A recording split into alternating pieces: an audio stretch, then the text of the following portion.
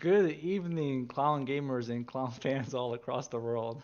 We are here for our Spring ClownFest, our seasonal in-house tournament that we do with a random player draft to give our community members a fun night of games against their fellow clowns. I'm joined with Django Ultimus and Jeeves, aka Shot Duck, on the mic, who will be covering three of our matches tonight, with the first match being the Blue Ballers versus Crusaders Reborn. So it's going to be a guaranteed night of some clowning around on the Rift, some clowning around on the mic, and it's for sure going to be some fun matches. So I'll hand it off to Django and Jeeves to take over this game one draft almost starting, and yeah, enjoy.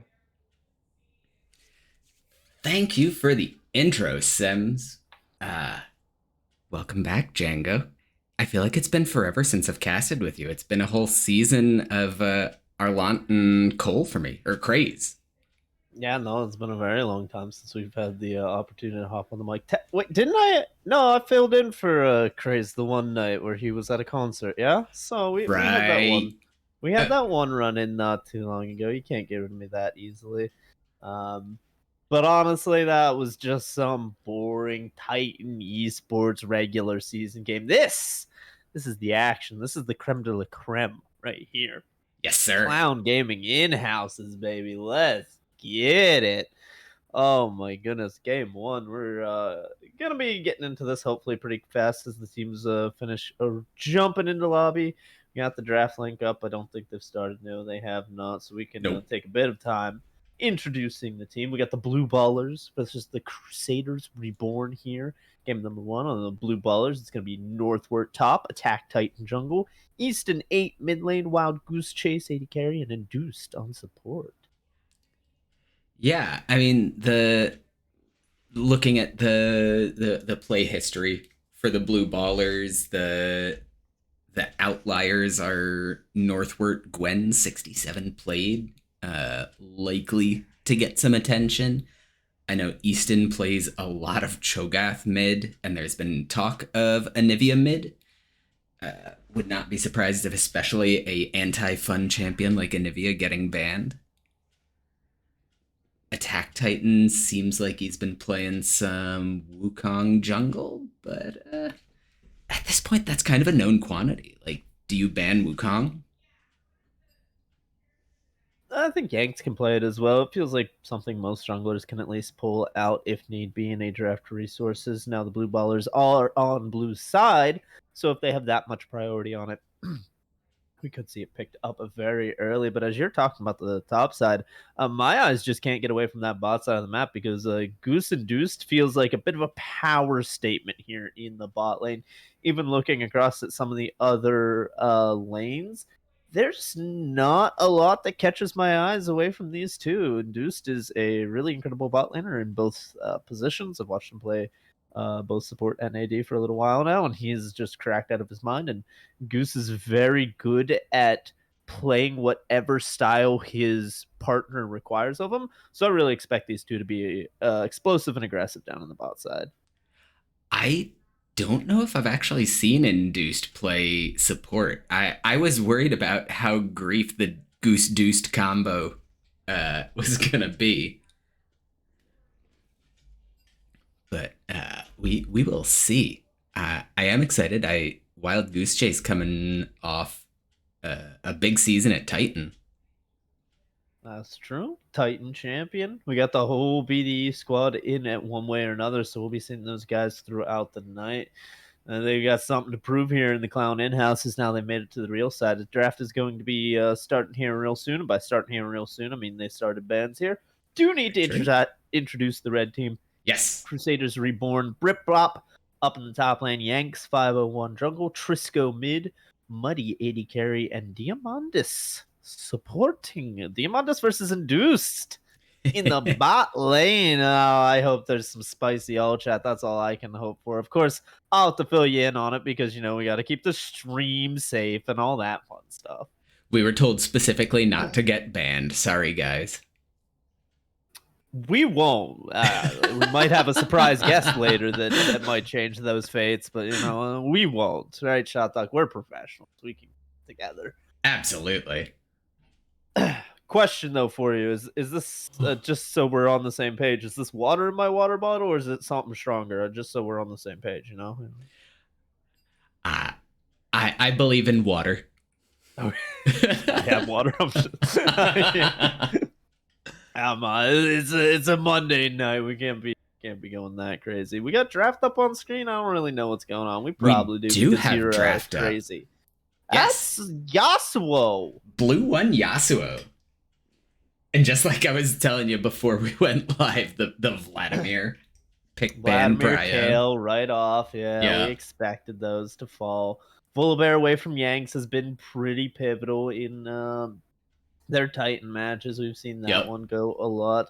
Lucian taking away from Goose is actually I think Easton might play it too. It might be a double there, but definitely getting a lot more prominence down in the bot lane. And AD carries are always happy to pick up that Lucian when it is even slightly viable in the meta. And there we go. We're going to see the Yanks of Wukong more than likely. Yeah, locked in right next to the Kaisa for Muddy. So a lot of dive potential already on Crusaders Reborn.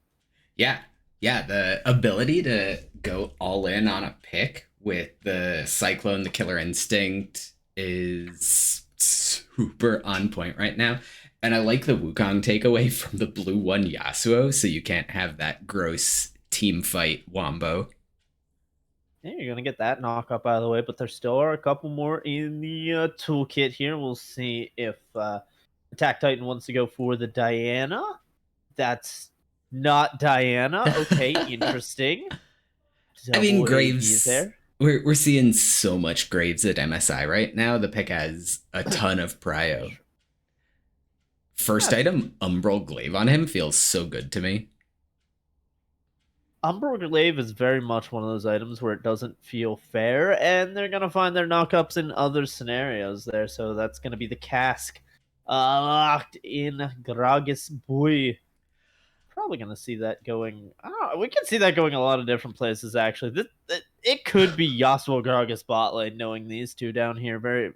It's very possible. Honestly, that was kind of where my thoughts were. The Yasuo Gragas bot. Makes a lot more sense with the Graves lock in too, because neither of those champions really like playing with Graves. So now Graves can get two solo laners that enjoy playing the game alongside him, and Gragas Yasuo can exist down there in bot side. Poppy is very interesting, especially if that is a support Poppy. That is cracked. Yeah. You know where that's going? Because I'm hoping for a support Poppy. I don't know if I've seen Demandus play Poppy. Like, I know he appreciates the fine things that champion does, but like, I don't see much. If he's played it in this season at all, it's not a lot. We'll see if Demandus is feeling spicy. He can bring that one out. It would certainly upset Induced if he can't get those body slams off thanks to the Poppy. If that's going to be the support matchup. Of course, those champions can all go a lot of different places, and we'll see where that all shakes out. Going to be the Lux ban away. We're going to see a lot of mid targets here. As top lane could have people going up there. We're pretty sure the mid lane's wide open, though, so it looks like Easton and Trisco are going to be eating some bans here in this second rotation. I mean, Veigar is super annoying when you're approaching a team fight, especially just like the super easy setup of the Veigar cage into the Gragas barrel into the Yasuo. Like, I can appreciate getting that pick out right away. And the Diana ban too. I mean, the combo with Yasuo. Mid, yeah. Right? Yeah, there's other ways they could put it into the composition, so they just don't want to give the blue ballers the option. I believe in tank Diana top. I think it's not troll, damn it. I believe in Trisco Irelia, so true. Yeah, we just saw that 18 kill game to clinch finals. So get that ban. Gotta have that one respect band the way there in the end, but Trisco's going to be putting his hands onto Vex. A champion gets a lot more priority in other regions, especially the East. If you're a fan of either LCK or LPL, you see that champion much more frequently. And I think as MSI runs along, we're going to see it come up much more often. That Shadow Surge, say that one 5 times fast, is very useful here in team fights in the early to mid game to be able to just pick up a kill and then continuously go further and further forward at AoE Fear, being very, very easy to land as long as you've got the fingers to do it. And Blue Ballers really showing that this is the Yasuo show, just locking in knockup after knockup. Graves is feeling a bit out of place at this point in time, not gonna lie, but again, we've already touched on how proficient Attack Titan is on the champion, that it's not a bad pick. Yeah. The trap I feel like people fall into, especially in Gold Elo with Vex, is that it feels like when the champion works, it feels just ridiculous and like, why is this champion allowed to exist? Okay, so there's a Gwen. But you really need to pick Vex against comps with a lot of mobility, and the Blue Ballers, literally everyone has a dash. I mean, Malphite only has his ult, but there's so much mobility on this blue comp that I think Vex is going to be able to do exactly what she was made to do.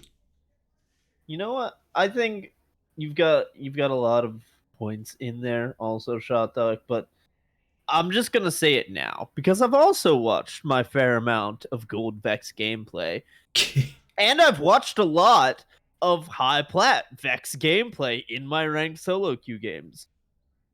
Just wait.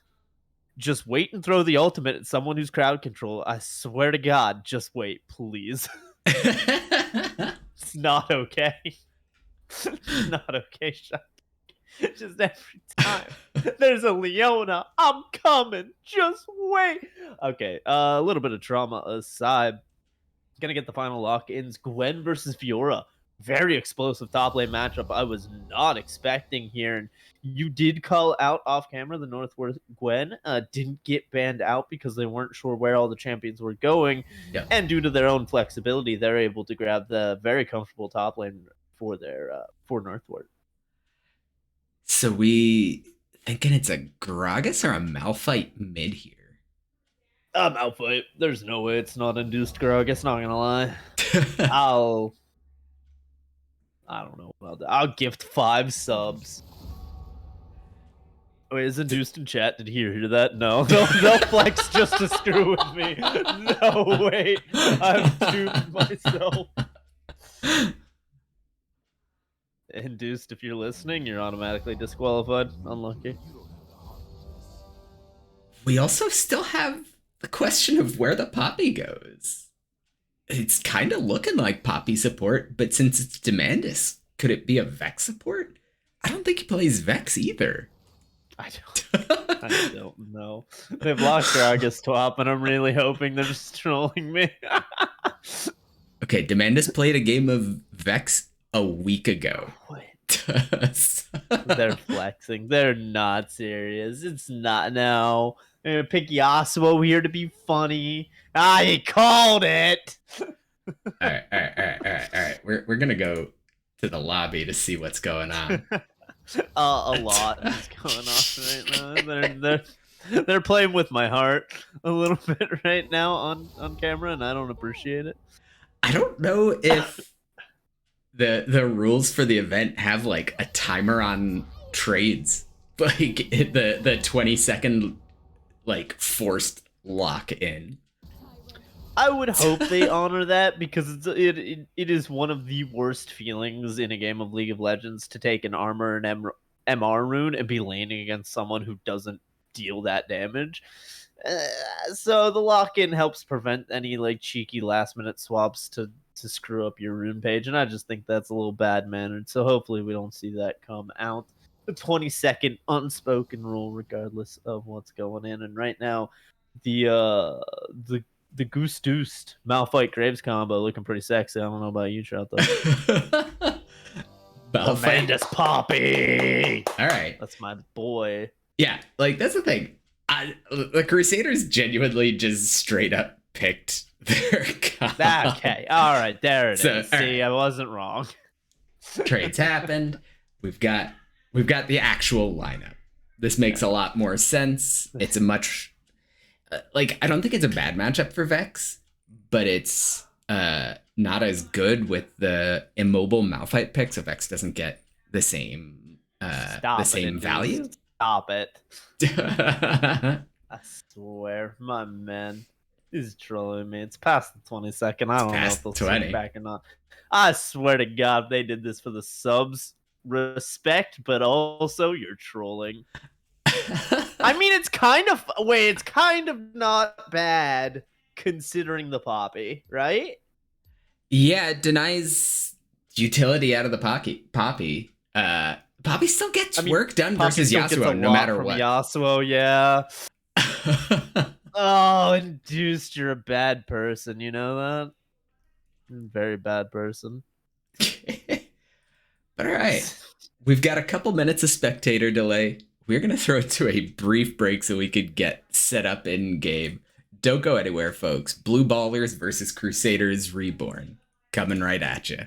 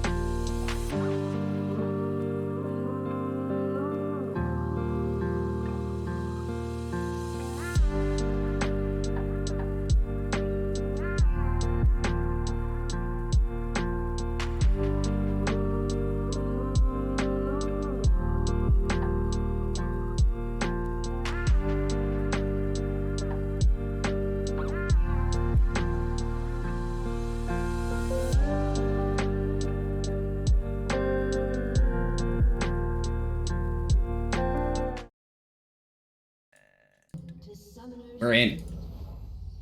Welcome back. Quick break right on into game 1 of the ClownFest Spring. I'm sorry. Yeah, the ClownFest. The Spring ClownFest from the Clown Gaming. Oh, and we've got- Drop is under a lot of trouble here. As I say that, I realize there's not much crowd control if Easton's not leading the way.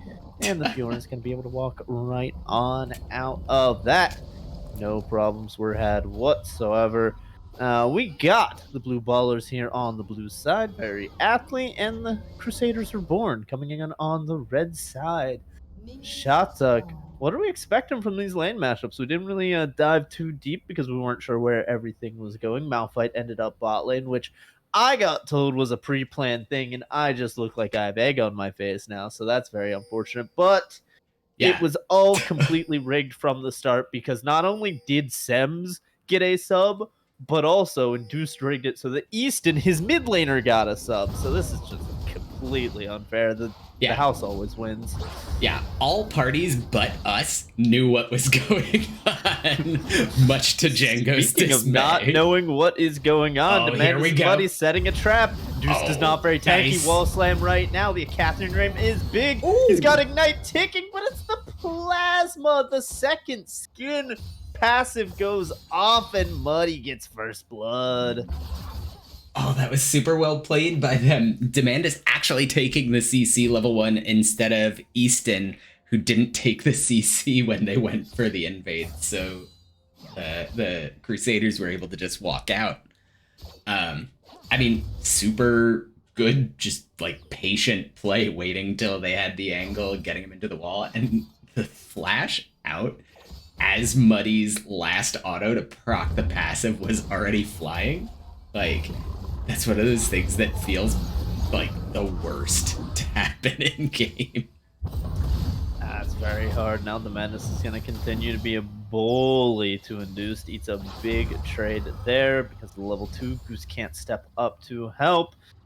Do know, at least, that the Demandus W, the Hod the play-by-play, no, Steadfast Presence, that's the one. There you I go. want to say Warden something, but that is the wrong champion on there. Oh, we've got to fight up in top. Ignite goes down. Yeah, Northward has brought the Ignite then. The Snip will take Riprop down a peg. That's just pretty much Ignite diff, not gonna lie. Ignite diff, and like, I feel like Riprop just spent a lot of time standing in the Shroud where Northward was getting bonus resistances and just like trying to auto. And it's just sure they both pop Conqueror, but like just standing there, I don't think he was able to get many of the weak point procs, and just Northward got everything he could have. So yeah, Ignite diff at the end of the day. And now that's one of those things that just snowballs so hard with a champ like Gwen. I wonder if a lot of people actually knew this, because I didn't know until I played Gwen in an ARAM that actually standing inside the circle gives the champion additional armor and MR. I believe it's 5% at rank 1, which is not something to scoff at. That's more than Rune gives you, so it's quite powerful. Yeah, and the ability does so much that why is that even necessary? Like, even if it was just like the Shroud to dodge skill shots, like that would be 100% enough. That would already be a busted skill. But extra resistances, and that's where people used to talk about how toxic the design of top lane champions was, and how it completely skews the balance of the game, because you have stuff like Gwen that the flash in. Yanks into bot lane. Demandus is gonna have to settle for Induced, who is completely flashless. Muddy picks up another kill. Now Trisko's gonna get hit up by that body slam. The fear is huge, as well as damage back on to attack Titan. Didn't get the bounce off the wall, and now Trisko's returning damage. Without that summoner, however, not gonna find too much more. Didn't notice just now that it is a first strike on the Vex, really abusing the fact that it is a ranged melee matchup in mid lane. Yeah, I literally was just thinking the same thing. Oh, the parry gets the weak point. All Right now, northward without the ignite. Conquer procced on both sides. Very nice. Trying to get to the vitals, but the snip just healing up too much. They're keeping their conquerors stacked. They like this fight, but right now, northward is a lot closer to the level 6 than Brit Brop. He needs to be very careful on this wave when we'll dig 6, and it's absolutely going to be able to run down and get that flash. Yeah, the Ignite's almost up, and even just the passive being fully stacked, like he's just gonna dash in. There's the level 6 all in. Needlework's gonna come out. Needs to get that stack. There it goes. It goes wide, but the dash forward is enough. And even with the flash out, the safety, Brit Brop's not gonna find solace. Now it is a 3v3 in the bot lane. Double knockup baits in the members, but Yanks is here. Goose is too far forward, and they're gonna settle for 1 kill. Don't need to greed for more. The level 4 monkey. Oh, Easton with a big combo in the mid lane. Knocked him not quite into the tower, and now he's too low on mana to convert on the kill. Trisco very comfortable to step forward, as Easton does not have enough resources to continue slinging spells. Oh, so close. Just Trisco. Very close to a tower shot. Yeah, 1 tower shot, and that trade goes completely differently. But I like this, picking up the Infernal Drake. It's only 1, but any offensive stats feel like they're going to be pretty impactful in a bit of a fast and loose game like this. Oh, Demandus getting collapsed on. And he's gonna have the steadfast presence, gonna stun back Induced, and the ignite is very big. I'm sorry, the exhaust rather, as Yanks is trying to help out his support. Demandus will go down to Induced, a bit of clown on clown action, but Muddy is going to run down this kill. No, Yanks is gonna take it away once his first rather, as Muddy's already gotten 3. Those greedy 80 carries can't take everything. Yanks makes a big play in the bot side 2 times in a row, and now they're running away with it. It was so close to Demandus picking up the shield and actually getting away with it, but I guarantee you if I had Chad on, Induced said that was 100% worth because he got to kill Demandus. But it's a tale of two halves of the map. Like mid lane, I mean, aside from the 20 CS difference between Trisco and Easton. Yeah, aside for that, really. Aside from that, mid lane feels fairly even just like item wise. It's 1 amp tome difference between the two. But the difference between Brit Brop and Northward here is fairly large. But the difference between Muddy Demandus and Goose Deuced is like that's getting bigger and bigger. And as much as the memes of the 0-10 Yasuo power spike are real, like you have to worry about how much damage Kai'Sa's gonna have, because she's got the first mythic item. That Kraken Slayer is already online at 8 minutes 30. So Muddy is an extremely quick mythic when you can start with the long swording, just go straight on into it, getting 5 kills, 3 of which you pick up for yourself. It's a very fast mythic completion. Now you'll see them use this 80 carry to just get onto the top side and take a herald. Yeah, like, are Yasuo and Malphite gonna fast push the lane and take tower plates? Not really. Like, that's just not what that lane accomplishes. So they're getting this kind of for free. Herald goes to Yanks. And yeah, the wave is just gonna hit the tower as the bot lane from Crusaders is making it there. They're going to miss a couple, but that Siege minion going to tank up quite a few hits. Trisco needs to be a bit careful. Easton has the flash here. He's goes for it. There it is. Oh, Cask over the wall. Trisco with the dodge. The double dodge. It's not going to be enough as the end of the line finds it. Attack Titan's going to be 1v1ing. Supportal combat comes out. Demandus will take that victory. Now Muddy is here. The Kraken Slayer is very large, but no eyes on Goose means they're going to walk that one out now. The challenge has been started by Northward. Will Brit Brop accept? It's dropped down, but far too late. Northward goes on a killing spree up in the top lane. Oh, yeah, and it's just, again, the needlework, the ignite are off cooldown, and Brit Brop only got 1 of the 4 vitals on that ult. Like, there's no way you're gonna win that fight, especially when you're 0-3. I think it was one of those situations where the initial thought was to run away, and then when he realized he couldn't run, tried to stand your ground. But as soon as Northward commits that ultimate, when you are that far up the lane, you have to know you're not going to be able to run it out. You might as well go for the ultimate, try and get a bit more sustained. There's still a world where dodge out on the right skills with the Fiora lunges, and you can make the outplay happen. But straight up with all the skills hitting, it's going to be Northward every time at this point. Nearing completion on that mythic item. And bot lane, there's got a lot of members hovering. Attack Titan sniffing something out. It's 4v3 currently. See what it comes into now. It's going to be straight on to Muddy. That Kaisa has a lot of gold, but does they get blown up before the fight starts? Muddy's still alive, and the Crusaders are... Demandus! Demandus, no!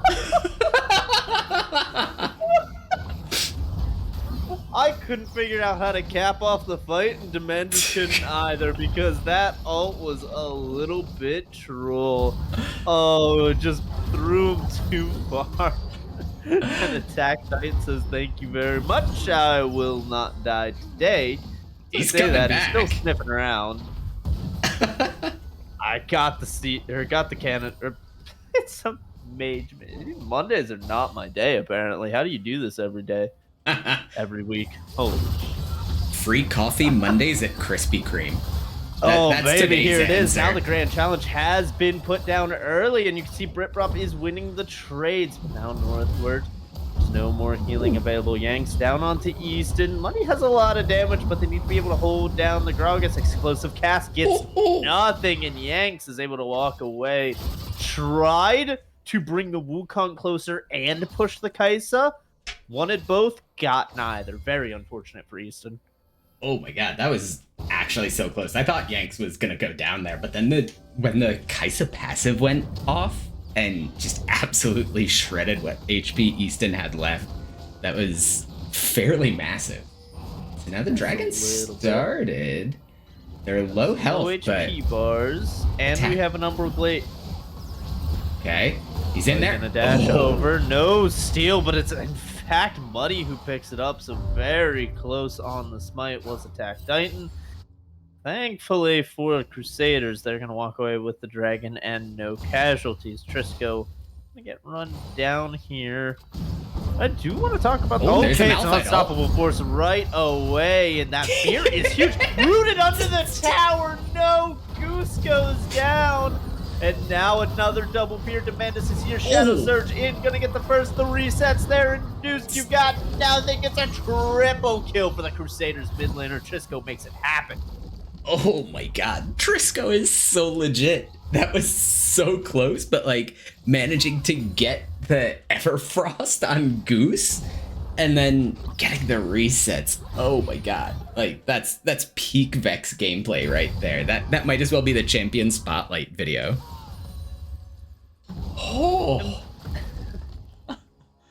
I want to kind of key into a point because you mentioned it before, and I think it's a very apt point where we talk about the 0-10 Yasuo power spike, and it very much comes from a place of the champion scales so hard on 1 and 2 items that it literally doesn't matter if you've died 10 times, you'll eventually get those items and be quote unquote relevant, right? Yeah. So while that is where that situation comes from, it feels very hard for champions like Yasuo or Gwen to play into this uber dive comp, because especially Gwen thrives off of separating the front to the back line. Yeah.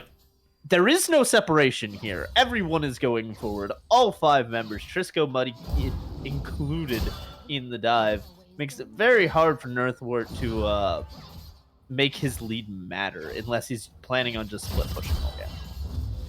Which is super viable. Like honestly, I don't know who can 1v1 him. I mean, maybe Trisco. It's just bonkers strong enough, and Northward's, in addition to the plated steel caps, probably runes are armor based. So Trisco might be able to do it with a giant sack of gold he's sitting on. very strong. Does feel like in a longer lane, North would be able to run him down, but for sure would be able to wave clear against it. Right now, it's a bit of a 1-3-1 with Gwen in the top side and the Yasuo in the bot lane. Money's trying to keep the members at bay. Demandus might be too far forward. He's just going to be able to walk out as Yanks shows up. Attack Titan takes a tower shot for his troubles. And we got a 4v4 mid lane. Briprop, that is a very aggressive lunge. How he got away with that is goodness. beyond me. I think they were just so scared because they have a lot of single target damage and then they need to win the fight afterwards. If a parry comes out at the right point, I can see Briprop turning that. So Yeah. Fair, but also holy crap, how did that work? And like the problem with the 4-man stack for blue ballers right now is that Yasuo is splitting bots. So if they get the unstoppable force out of induced, they're like the follow-up isn't as impactful without that extended CC duration from the Yasuo ult going off. Like they would still have the combo with Gragas to cause chaos. But it's just not as effective without Goose there. I think it's a bit interesting what they're going to be able to accomplish. The Gragas and the Graves feel like they're not working on the same page either because everybody wants to get clumped up and AoE'd by the Grave damage, but Yeah. Gragas can kind of mess that up if they don't have the Yasuo there like you just stated. So, while I agree Goose needs to be in the side lane, getting towards at least that first item, get some crit online. Need it. Demandus is gonna stun up Easton there, Money. That is a really, really powerful combination, by the way, because the Gragas E flash is a very potent thing, but the E actually is going before the flash. You can flash in the E animation, so the steadfast presence really shuts down that E flash and makes it very easy for Muddy to get away from Easton. Oh my god. Attack Titan literally just didn't see Yanks in the pit sneaking this Herald. He cleared the ward with the Umbral Glaive, but because Yanks is at the very back end of the pit, they didn't see on the scuttle the scuttle crab, and so they were just like, yeah, nothing to see here, move along. Nothing to see, but honestly, Blue Ballers are in a great position. They grabbed the first tower there in the mid lane. First of the mid lane towers, I should say. Yeah. And while Herald gets dropped, now it's a dragon over to their favor. If they can defend this tower, if it's big. If it's a loss, it's a loss. We might see a 4v4 here. That's one ult whiffed. That is a win well to block Demandus there. Now Attack Titan's moving forward, taking a lot of damage from Muddy. They want this. Trisco is MIA, however, walking down mid lane. They got to be careful about that 4v4 turning against them. Yeah, the wind wall getting some solid value, blocking Demandus' ult, but the explosive cast going wide kind of killed the fight from square one. Like that's just such a big cooldown, a big chunk of damage that wasn't there. And now we've got. They're gonna back away. I was gonna say they're gonna back away mid lane and get that bot tower. Northward really getting the split push on, and Fiora is a fantastic 1v1 champion. Has a lot of outplay in her kit. Don't get me wrong, but Divine Sunder to a myth. There we go. Divine Sunder just got complete. I was gonna say Divine Sunder components to a mythic and a half. Not a winnable fight. Now got a little bit of a chance. We've seen this item be busted, especially in the 1v1s in the past. Goose is in a little bit of trouble here. 3-man top. See if they're able to stop him. He's going to flash away. The knockup hits nobody. However, the steadfast presence just stops him from doing any sort of dash work. Northwork teleported to save his ally, but Goose was too far gone. They are looking for this, though. They've got Induced and Attack Titan sitting in wait. Oh, here we go. And this is going to walk forward and maybe get too much. Just on the edge of that steadfast presence, but it does a bit of damage, meaning Demandus picks up tower aggro. Big ultimate out of Induced, and they just overstepped in the top lane, and 3 members are going to go down just like that. Yeah, the Imperial Mandate Malphite. I was wondering when I saw the mirror what what mythic we were gonna get out of the Malphite. But like, I guess I can see the mandate, if nothing else, makes more sense than the other options there, right? I think if you're like steamrolling lane for whatever reason on Malphite support, that may happen. You could go for maybe a tank mythic, but Locket is pretty garbage on Malphite. It's not particularly great into the enemy comp. It's not bad, but it's not great. Even Shroud is a horrible item. Don't buy it. And the other Bando Glass items like Shirelia's sure, but dude, your flash Malphite ulting, you don't need the MS. So Yeah. I like it. I think the last time I played Malphite, which is legit, I have no idea when it was. I think I went Even Shroud. Like, you go like Even Shroud and is it Font of Life? The rune where it's like your allies heal when you CC an enemy, so it's like you go for all that stuff. And you can even go for items like Staff of Flowing Water, because like you're getting the heals off of the rune, and so it's not a good build. I am not a support player. Oh, fun. And just showing us the way of the support Malphite. Now we're getting into this fourth dragon. That's a Malphite ult onto one, but there's no Yasuo close enough. Muddy has flash. Can he get away from this one? No, it's a beautiful time. Out of the Gragas, and now the red team is falling. Crusaders are getting snipped by Northward. See how many more of them fall. Briprop actually manages to get away, so it's only 2 kills for 4 of the ultimates. Only Goose has his available. Attack Titan fishing for something, but Trisco's looking for this. Trisco does a lot of damage. That Mistral Bolt really pecking at Attack Titan. Dragon spawning in 44. Crusaders will be able to revive and respawn and reconfigure their plan as they try to come onto this. And actually, a lot of them are going topside right now. They might be saying to give this dragon up, but with 4 ultimates down, I really think now's the time to push your luck. Yes, those ultimates will be up for the dragon itself, but you really need to get control over the pit. Okay, so as a bot lane enthusiast, Django, if you're this Kaisa, do you diverge from the standard itemization and go for something like an Edge of Night, since you know the Malphite ult is probably the biggest thing you have to worry about in this entire game? Malphite ult kind of gets, Edge of Night kind of gets screwed over by too much, as we're gonna see the Gwen get pushed out. There are ultimates back online. We'll see if they can do this. It's a 2-man cast, but Yanks gets the Baron. Now how will the Crusaders get out of the pit? Yanks channels the recall. He can always dash over the wall if need be, but no, he gets out completely. And while Dragon is taken, second mountain over the blue ballers, it's a sneaky Baron for the Crusaders. How did Yanks actually get out of that? I could have sworn the Gwen Q was literally like going through him. It did not look like it should have worked. I'm not gonna disagree with you, but he recalled right there. Oh my goodness. That was a sneaky Baron. Yeah. Can't say I like it because, well, let's put it in frame, shall we? If you can walk onto the rift and take Baron when Dragon is spawning, you can probably walk onto the rift and take Dragon, and you Mount Soul's pretty good soul.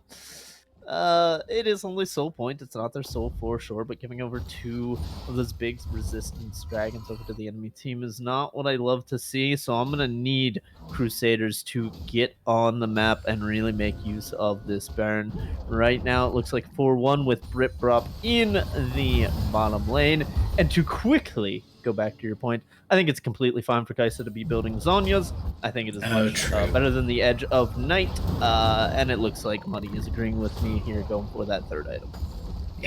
Yeah, now we just have to see Muddy pass the like reaction check to actually get the Zhonya's on the Unstoppable Force.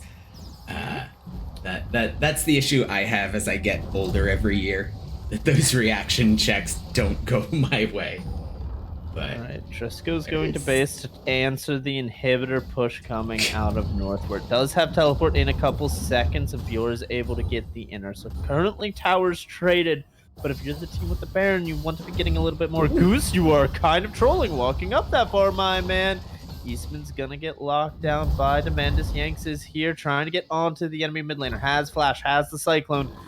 Doesn't want to blow the cooldowns. They're too afraid of overextending for the pick, and Britprop is in a bit of a 2v1. It's gonna be a lot of CC. The riposte comes out. That's a lot of healing.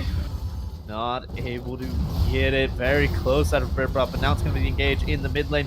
Teleport behind them from the Gwen. Where is Trisco? Where is the Vex? Not able to join his team. Demandus gets snipped now. Money is the one under duress. Gonna be able to get out over that fight. The Goose just flashed. I can appreciate sacrificing Demandus. Like, I think that's the right play there. Get everyone else out. Attack Titan fancying himself a 1v1 with Yanks. The Cyclone and the Red Smite are up. Yanks actually wins this, unironically.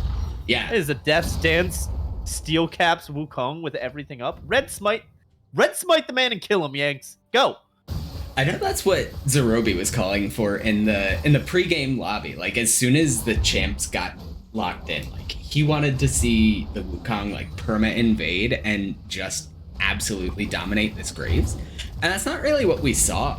Like, they went for ganks, but the junglers weren't super impactful in the early. I mean, Graves just finished the third item. Maybe it's a bit different now. Yanks is sitting on 1,300 gold. But it's 2.5 items to 2 items. The Wukong still 100% comes on top of that, especially when Attack Titan does not have Smite or Ultimate. Now, of course, there's probably not a real way for Yanks to know the Red Smite wasn't up, but Red Smite to Red Smite trade is something that Wukong wins with the ultimate advantage. And you can see he's really not building for the 1v1 anymore. Going into the Hex Drinker to start dealing with the solo laners here.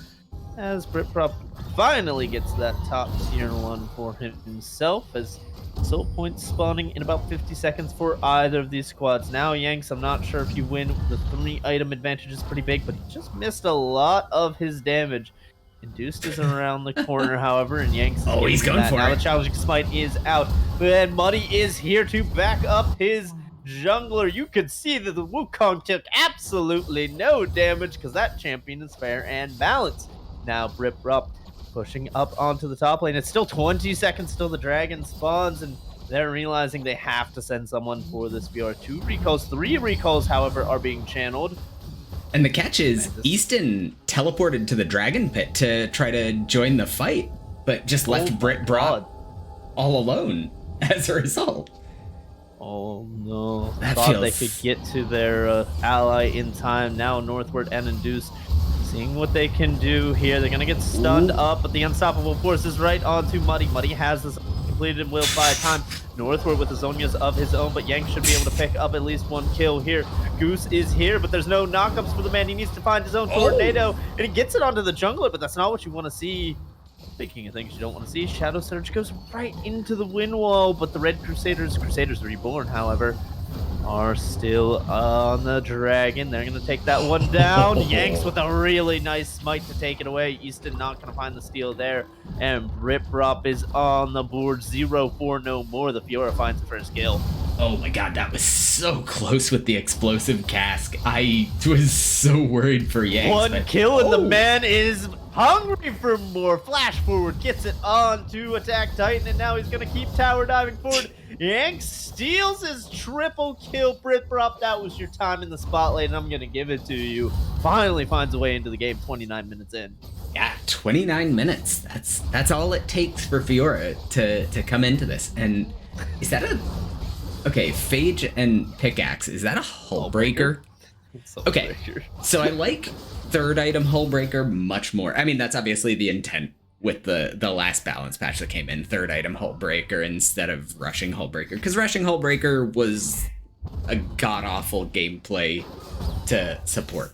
So as a 3rd item, I like it way better because it's giving resist. It's doing all the things you want it to without being stupid and letting Scion smash his face into turrets for 30 minutes. I feel like the nerf was particularly at maybe that champion or individuals or a single individual playing that champion that may or may not have been in Korea streaming for a very long time and made that champion pick a ban in every single lobby. Thanks, boss. I appreciate you. You were cool on the LEC desk. I'm really not enjoying playing in the sign of the match, sadly. I mean, as someone who hasn't played a ton of Summoner's Rift recently, just banning Scion made that super easy for me in draft. Oh, Muddy's gonna get jumped on, but there's no range. Induced gets the ultimate. Now Northwood versus Britprop. Who wins the 1v1? 3 items to 3 items. The Hull Breaker is massive. The healing is coming out, but it's not enough. Britprop needs to be able to find those lunges to dodge off on the damage, but Northwood runs him down. The Ignite probably makes a big difference, I have to imagine, cutting that healing by a lot. Yeah, the Ignite is such a massive difference there, and I mean now that Northward's level 17, the resists from the Shroud scale are higher than that base. The lose your top laner into get Baron special. Here's the teleport coming out of just Northward. Now channeling TP. It's going to be a one-man ultimate onto the jungler, but Trisco's already found the first kill of the fight. Muddy repositions beautifully into the Baron pit, and Easton's getting run down by the Vex. Is that the Shadow Surge reset that they need? It doesn't look like it as it's not coming out. They're still on this Baron. Yanks wants to take the Baron, and they're going to get it very low. The spike should be... He Shadow Surged the Baron! There's no way. Quadra comes out from Northward. Holy moly. What's the matter if you get the Baron if you all die? I mean, okay, so I'll say in the defense of that team fight, Northward's basically full build, so another Quadra kill, like, what's the difference? Yeah, like, that was the plan there for that to be a big fight. Well, he went back to base, teleported in, so they knew they were picking that fight. But, like, yeah, at this point, Northward really isn't getting much stronger. Like, okay, the Doran's Blade is going to get changed out, but, like, 4 items versus 5 items, Gwen, like, I'm not going to lose sleep over that. Well, I hope not, because it's 3k in the bank right now, so that last item's gonna come in extremely quick. So the D-Blade sitting on 3,300, not able to get any of those big ticket items. Seems to be perusing the shop, seeing what they want, a Gargoyle Stone Plate to try and buy some more time here. Sonya's Gargoyles buy so much time, by the way. Wait, let me go stack. I assume they didn't stack, but I don't know. I also think Goose is in a lot of trouble, however. I know that for sure. Another lunge about to come out. Need to see a good parry if Brip wants to continue this fight, but he's going to choose the safe route instead. And Soul is spawning for the Crusaders here. Oh, that's a beautiful Shadow Surge. Finds it blind. There was no vision. He just saw mid lane, triangulated with the compass, and found the ultimate skill shot. Now that is big. Shadow Surge. Oh, Windwall goes the wrong way. Will he take it? Will he take it? He's going in. A big fear, and it's another kill. Now he has Zonia's. Can he buy enough time for Yanks to get here? Guardian Angel on the Wukong. Just get in there and get your mid laner out. Not gonna happen. Yanks did not want to blow the flash for his mid laner. The greed might just cost him the fight. That is going to be the GA coming down. Diamandis is going to try and push one away. Nice. Could be big. Induced at single digit. Low HP. Single digit might be a bit of an overstatement, as he's going to run away very quickly into the enemy jungle. Britprop practically claims the Dragon Soul for his team, as Diamandis really wants Induced to go down. Don't take it, Yanks! That was rude. That was the grudge match right there. And Demandis versus Induced, the Dong duo, battling it out. And Yanks with the BM steal. Yanks is greedy. If you can take anything away from this 6, 2, and 10 jungler, he's obviously He stole Muddy's triple kill when he was already 3-0. He stole Britbrop's triple kill when it was his first 3 games. He's just stole Britbrop's dragon, practically. Britbrop did all the work. And then he goes and steals Demanda's kill with Ignite on it. Come on, man. I've been trying to decide how I feel about Britbrop staying on the dragon that whole time and them basically sacrificing the team fight as a result. Like, fighting that 4v5 while... is it an even fight if it's a 5v5? Or is Northward just that much more ahead and I think it's just a one fight if Yanks flashes in. Fair. Yanks flash into Cyclone so that Trisco comes out of Zonia's when everybody's knocked up and doesn't die? I think that's just the way to win the fight 100 times out of 100. The Fjord is not nearly as mobile as the Wukong in that situation with the little dash from the clone of the E and the flash. Britprop wouldn't have been able to make it to the fight by the time Trisco gets out of Zonia's, but Yanks definitely could have. Thought the fight looked a lot better, I have to imagine, but Northward is very strong, and they need to definitely have more resources put towards that, man. But now they've got a lot of extra padding, 2 Mountain Drakes to 2, but the big shield on the side of Crusaders. Northward with that Gargoyles does get a lot more value out of an item like that when you're sitting on 2 mountains. There's quite a few tanky members in this game. Yeah. We see itemization like the Wits and the Zonias coming out on a lot of carries. Now Yanks is in a bit of a compromised position. We'll see if he notices soon enough. Northward right around the corner. I'm not sure if that ward spots him or not. By the looks of the red team, it does not. But they successfully defended. I mean, they had to send Northward back when they were in a 5v4 because Britbrop was about to hit the inhib. So I like the Crusaders calling their bluff, and it gains them full control over the Baron area to clear out vision at least. There's not a ton of control words, so I don't know how much vision they're gonna set up. But they gain control, and now Blue has to walk into the meat grinder that is Trisco. Oh, they're gonna have that option. There is Muddy! No! Oh, flash away. Actually lives. That is a Mountain Soul diff if I've ever seen one. 100%. Kaisa with so much resistance on the Wits and the Zonias combined with that shield. Oh my goodness. Didn't even throw out the exhaust. Now it's an 80 carry that has to recall. Now it's an 80 carry without flash. Now it's time for the blue ballers to come back. There is no pressure out of Britprop as he's walking to and fro. They're pinging the inhib though. I think they're just going for a steal. Yanks is over the wall. They have complete vision. He's in the pit. It's 2K. Very early. Cyclone down. He smites too quickly. Attack Titan gets that kill. Now, how many members of the Crusaders can get out? Trisco gets jumped on. Respect given to the mid laner. You're not getting out of that one. 2 members go down. A Baron over to the blue ballers. Just an inhibitor taken by Britprop. I don't know if Easton's the one to stop this 4-item Fiora either. It's no flash, no ultimate. Kind of hard for the Gragas to wave clear. We'll see if Britprop can just run him down. A parry not quite in time, and now there will be an inhibitor taken mid lane. They're base racing this. Yanks and Trisco Britprop has teleport. Here it comes. Got 20 seconds on Trisco. Here comes the TP. Now it's going to be answered by Easton, but one has already gone down. A Nexus Tower already down. Induced very low. Demand is very low. Britprop gets the healing. He's got the Death Dance, but he still has to flash away. The lunge comes out. Yanks is here. It's still 4v3, 4v4 as Demandus is back onto the map. Trisco is here. The Nexus is open, but the Crusaders have been reborn on their fountain. The Nexus holds strong, and Trisco teleported down to the bot lane. They're gonna go for it. Oh my god, they're chasing Easton so he can't go back. Yo, if Easton can't go back, he just ends. There's a wave.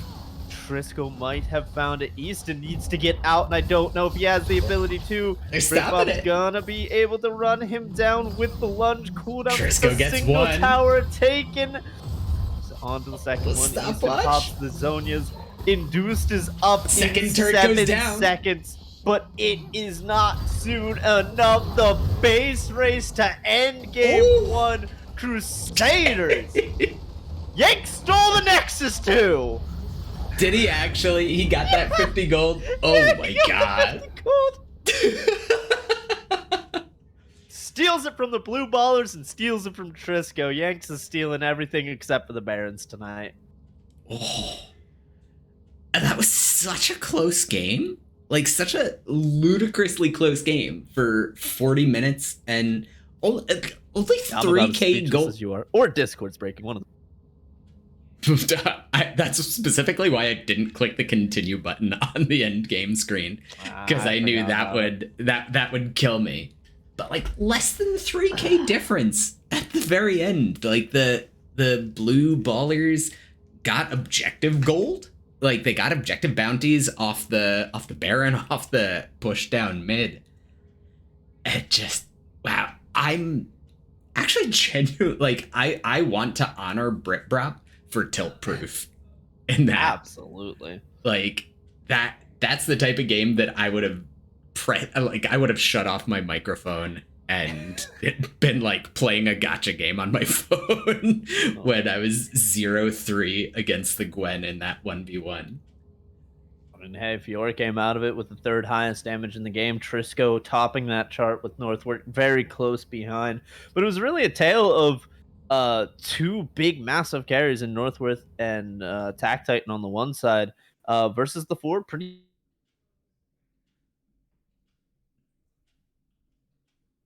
Oh.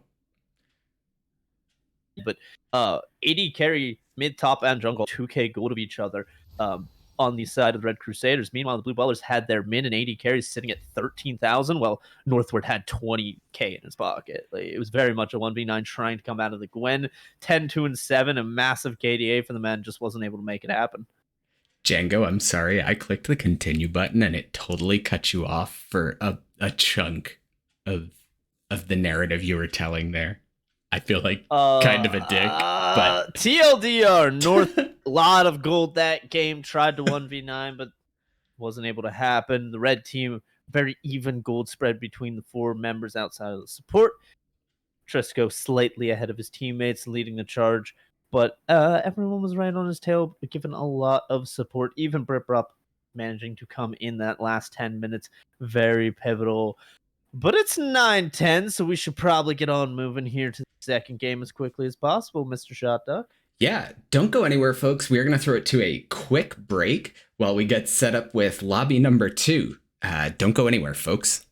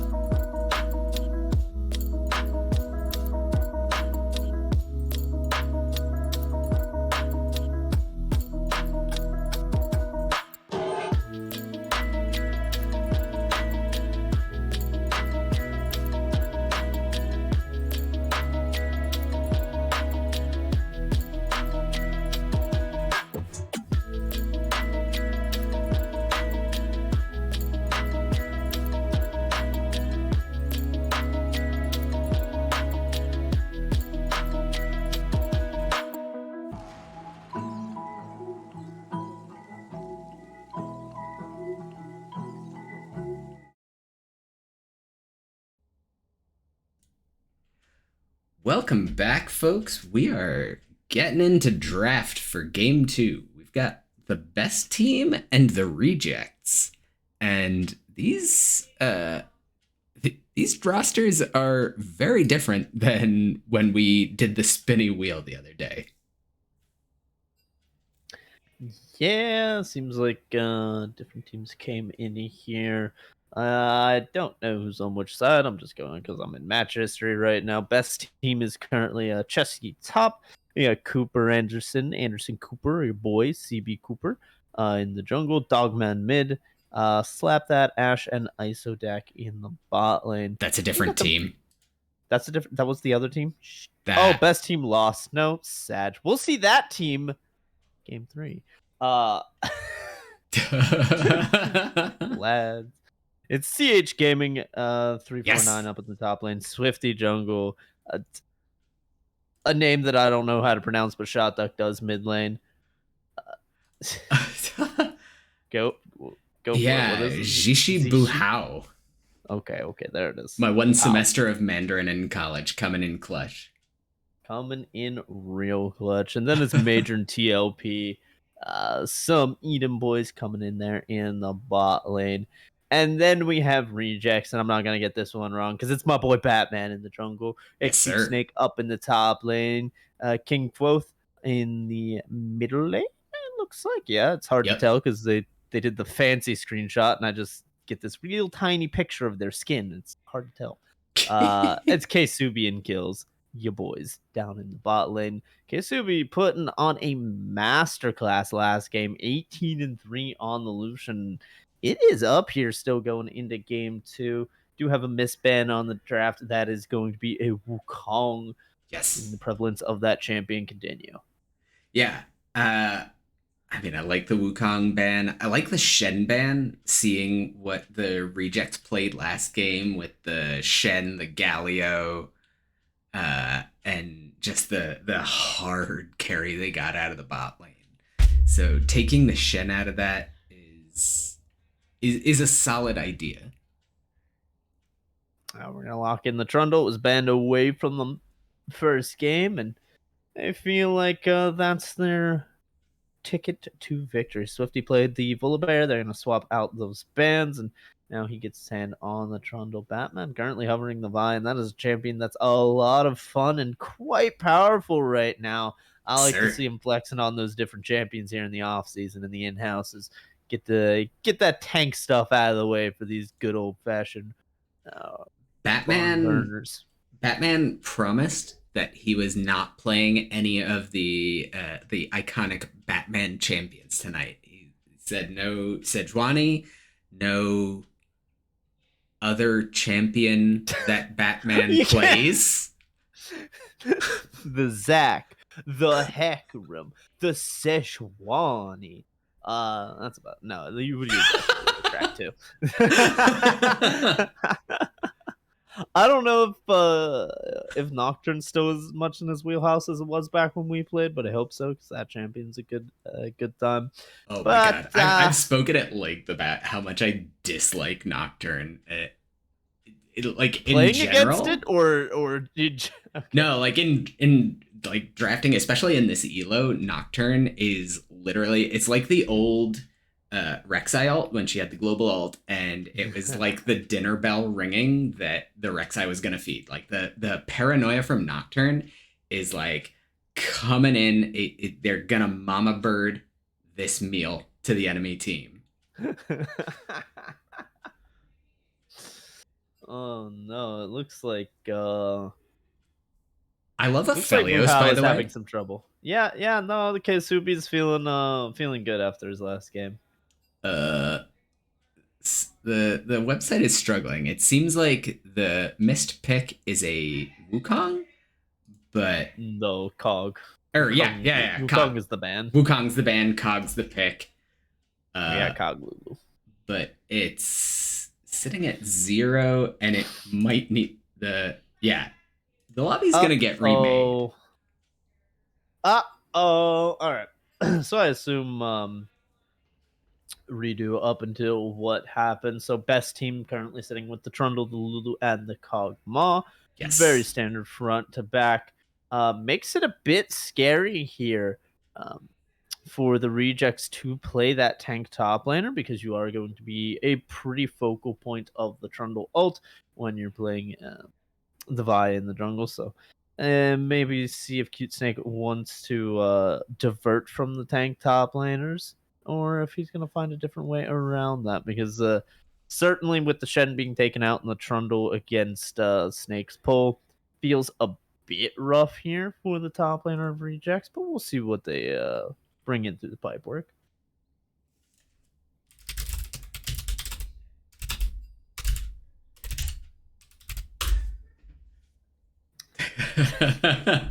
Trying to get a little cross promotion. I see how it is. Let's get it. Let no one accuse me of not being a company man, damn it.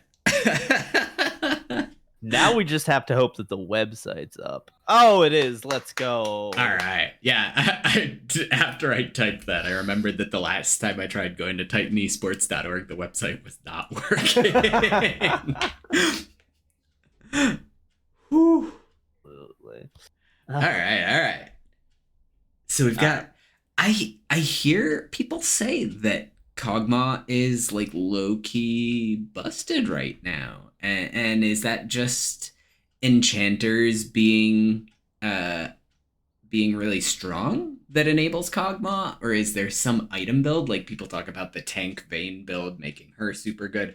I am yet to actually see that materialize in a game, the tank Vayne, so I'm not gonna believe it until I see it.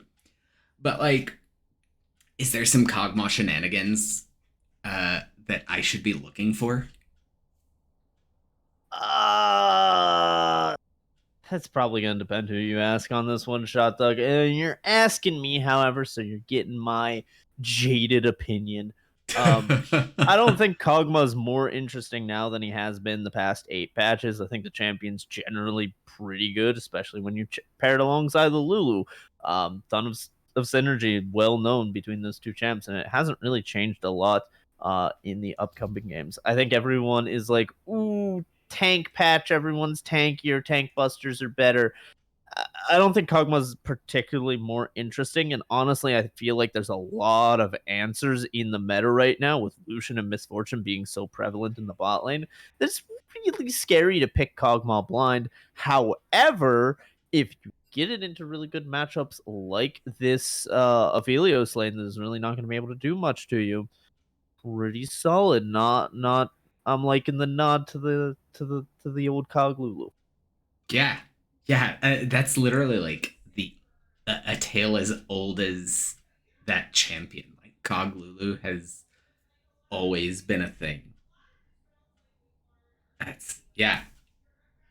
I'm actually also really liking this. I've never seen the Kindred logos for when Titan Draft doesn't have team logos in there, and these Kindreds are absolutely adorable.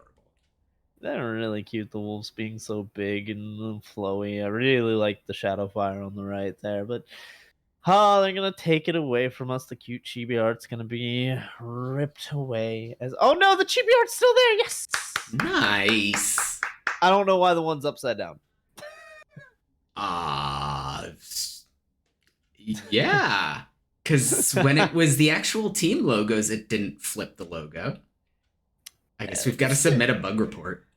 Yeah, Jet's gonna have to work overtime this off season, like always. Yeah. My man puts in so much work on the Titan draft tool and much else. So you gotta give him the praise, even when we're on the Clown Gaming channel, and we gotta fill a little bit of space as we get here back straight into the pick and bans. I mean, not to be too much of a shill, but like I've seen so many draft lol lobbies that Titan Draft genuinely does look much more like eye-popping, much more interesting. Right. Like it's visually stimulating as opposed to just gray screen. I like it. You get the little champion quotes coming out. We've had a fair amount of bugs along with the way.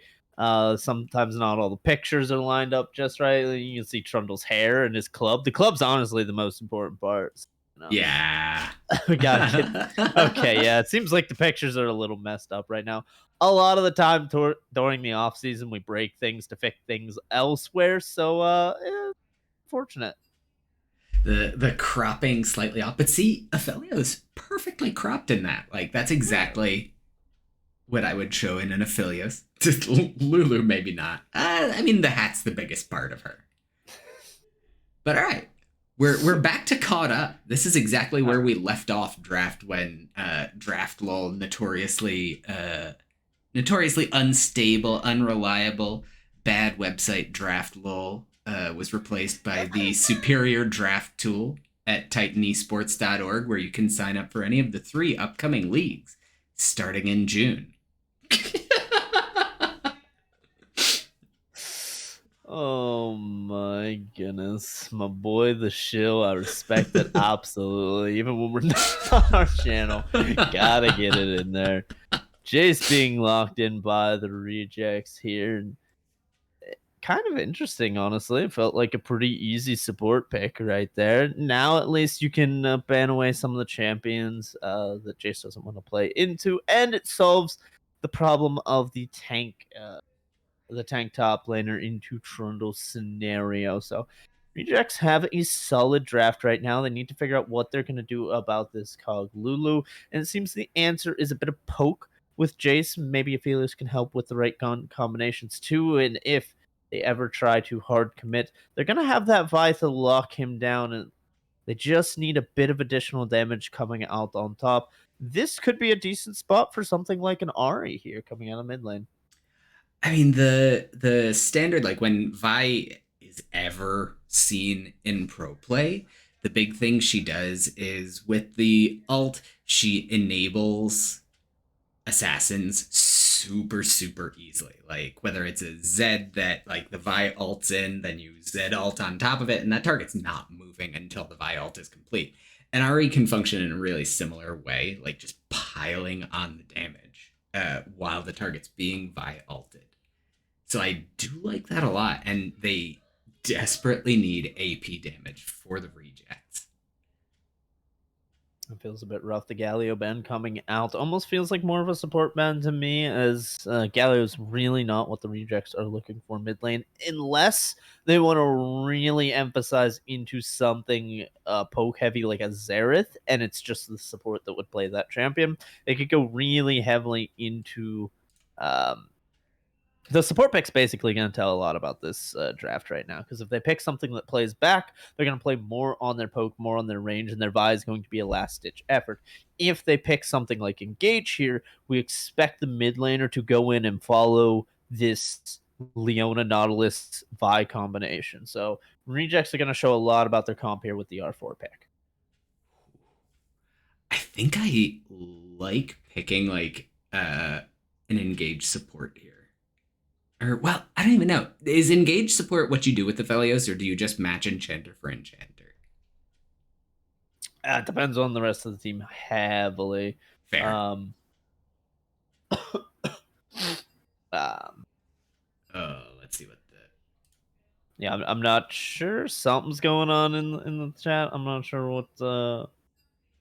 Earth is Blitzcrank. Okay. Okay, so Aphelios Blitzcrank bot. I like it. I like it. It feels like a... It does not feel like it has consistent out. For sure. Into this team composition is a bit rough for Blitzcrank too. It is one of those things where it throws a wrench into the Cog Lulu. Aphelios has some pretty solid burst, and they're looking to just take advantage of this non-mobile bot lane. Problem is, if it doesn't get off the ground running, it's going to lose a lot of value very quickly. You're not going to want to be pulling in Trundle or Diana, and Lulu's going to be able to start ulting targets that get pulled. So we're going to need the Blitzcrank to pop off early and often, but if Ksubian kills proved anything in game one, it's that they're going to be able to do that quite easily. And we've... Okay. So... Swain top? Swain mid, I'm sorry. Yeah, I think... Diana jungle, Trundle top. I'm trolling. I mean, I could still see Trundle going top. I mean, there's flexibility there. I A think little Diana bit. jungle, Trundle top, Swain mid is the configuration I like. But like Diana solo lane is still kind of sweet. I just don't think Diana. Well, see, like I feel like a hyper aggressive Diana solo lane could get onto Jace, and if she gets an early lead, could snowball and get it done. Um, and I think Trundle has a bit of a tougher time if he's laning into Jace. Like he kind of has to just play super lame and sustain because it's very tough to actually catch a Jace with the whole kit. Um, Swain, like honestly, I think at the end of the day, I like the changes. The damage feels genuinely lower because, I mean, there is less damage there. The combos feel good. Um, the durability is good, but there's so many times you just like you want to believe you're living the old Swain life. You pop the alt, you go in, you think you're gonna drain tank, and then you're like, oh, my 20 stacks of passive aren't enough to actually live for more than a minute. Like Victor's still gonna one shot me.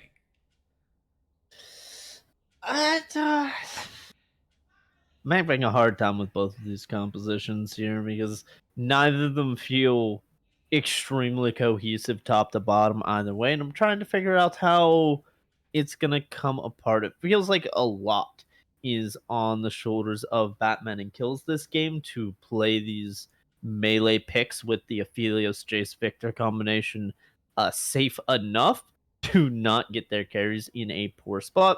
The Diana jumping around can be very difficult. Swain pulling people with the Trundle Pillar can get really, really awkward if your melees are not playing on point. But rejects have so much range that I feel like if they ever gain a gold lead, it's going to be so hard to walk into their comp. You're going to be taking poke from every angle, and if you ever walk forward on the vision, it's just a blitz hook into a Vialt, and it doesn't matter who you are, you're dead. I think the blitz is my least favorite part of this rejects comp. Like so much of it is just like the Vi picks into the and all the poke, and the blitz crank feels like I feel like we're gonna get at least one big moment where blitz pulls in the Diana and enables an alt engage, or like blitz pulls in the Swain who just like does Swain things. If I agree with you, it does not feel like Blitz has a pull target outside of Coglu, and if it's not landing Yeah. on those two, it's actually a detriment. Yeah, the alternative is like what the blitz is playing on the front line, trying to dive the Cog Lulu with the speed buff, and then they have the rocket grab to try to pull away from the back line. But that's just so tough since blitz has a downside to an ability that's not actually that strong to begin with. I think the rejects comp is very hard to pull off. Yeah, Especially at the elo that we're playing at here. It's one of those things where if they play their ranges correctly, there's nothing that best team can do. However, we don't see those ranges always being respected. We see them walking too far forward, wanting to be greedy. Victors aren't content with just hitting max range lasers 1 out of 3 times. They want to go in for that Q, and that's when they get trundle pillared into Swain Eid.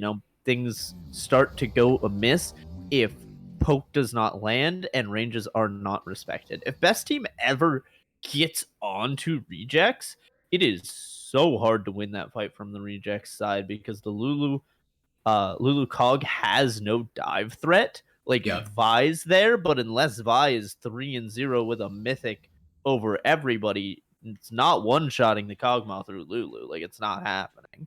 So straight up team fights, best team wins every time. Rejects need to poke and prod. They need to get to objectives first. They have a much harder game to play. That comes with the caveat that if they play it correctly, I think they win 10 out of 10 times. I'm gonna be keeping an eye on the Lulu in these team fights, it's the really interesting choice to be made. Like, where does the wild growth go? Do you save it for if Vi manages to get onto Kog'Maw and the damage gets pulled in? Or do you pop the wild growth early to try to enable the Diana or Swain engage more so? And I think how that pick plays out in team fights is going to be a huge difference. As a dirty enchanter player, looking at this from my perspective, there are two Lulu targets. You can ult the Diana and you can ult the Kog'Maw. I think Trundle's a great champion. Everybody loves the Troll King. He's not worth the wild growth. I think Swain plays too much on the edge of his range, and it's not like the enemy team is ever going to be piling on top of him. I don't see CH Gaming ever being in a situation where the wild growth is worth it. The Diana has potential to catch multiple people. The knockup keeps them in the crowd control for just long enough for the moonfall damage to come down. That's worth it. Saving Major from the one-man dive of Batman is worth it. I think you've got two clear ult targets. Everything else pretty much gets pumped into Kog'Maw. You let the Moonstone heal up your front line. And if you can get engages off, if you can make Rejects play a skirmish-heavy game, you're going to come away really quickly. But we're going to throw it to a quick break, and we're going to see how this all shakes out once we're loaded in. Don't go anywhere, folks. Just 4 minutes, and we will be right back.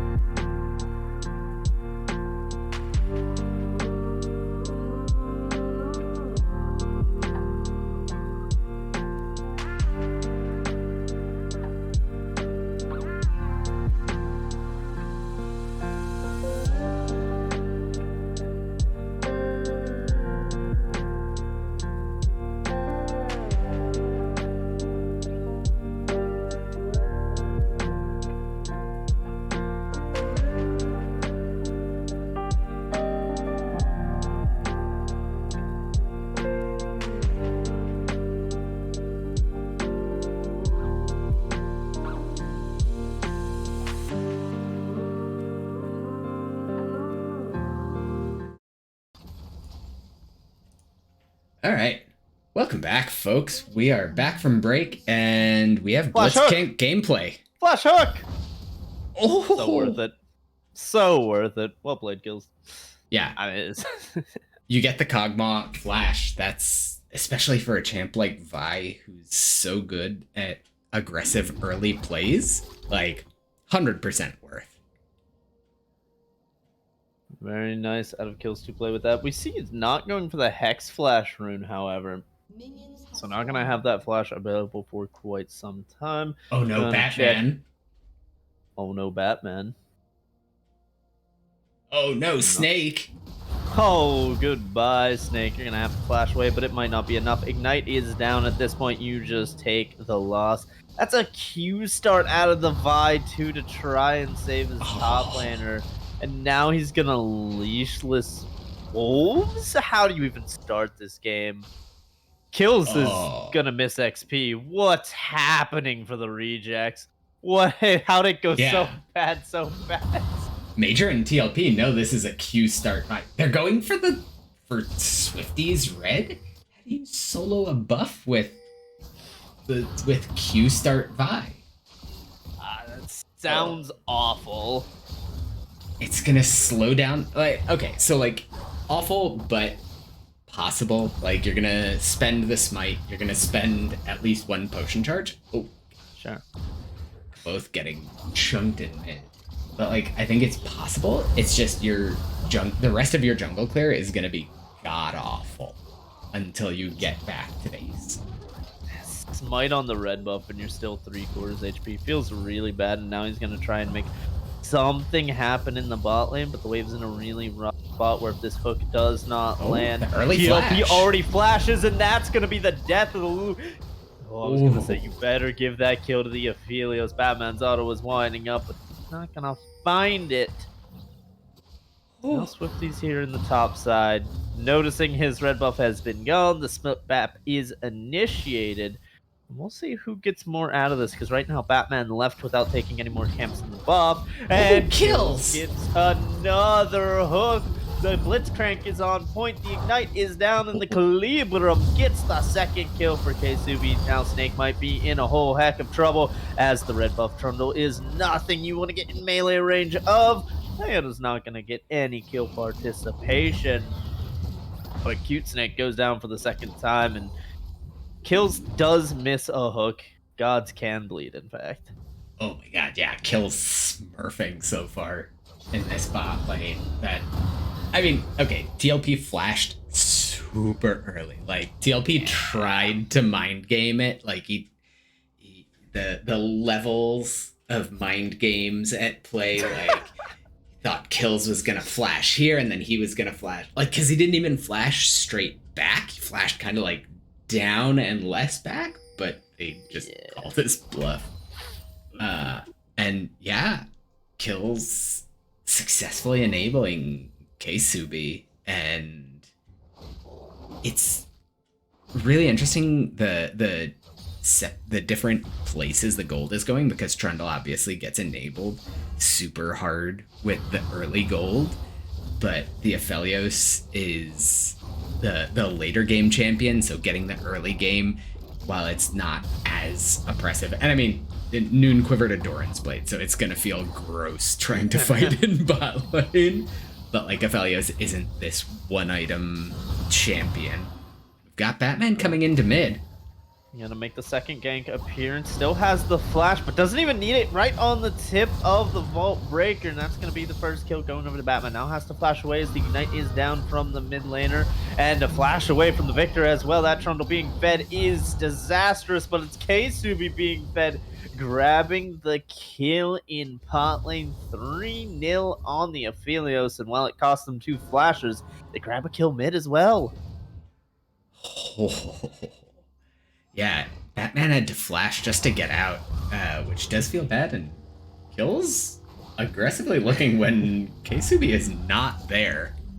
And even Swifty looking for that fight, he's a third health and has little lifesteal and no red smites. People playing a little fast and loose. It's what we like to see in in-houses like this. That's what we like to see in terms of viewership here, but Rejects, while bot lane has been going well for them due to the Blitzcrank, I worry that the skirmishing will backfire eventually. CH Gaming seemingly playing a pretty slow lane, somehow down CS to the 2-death J top laner.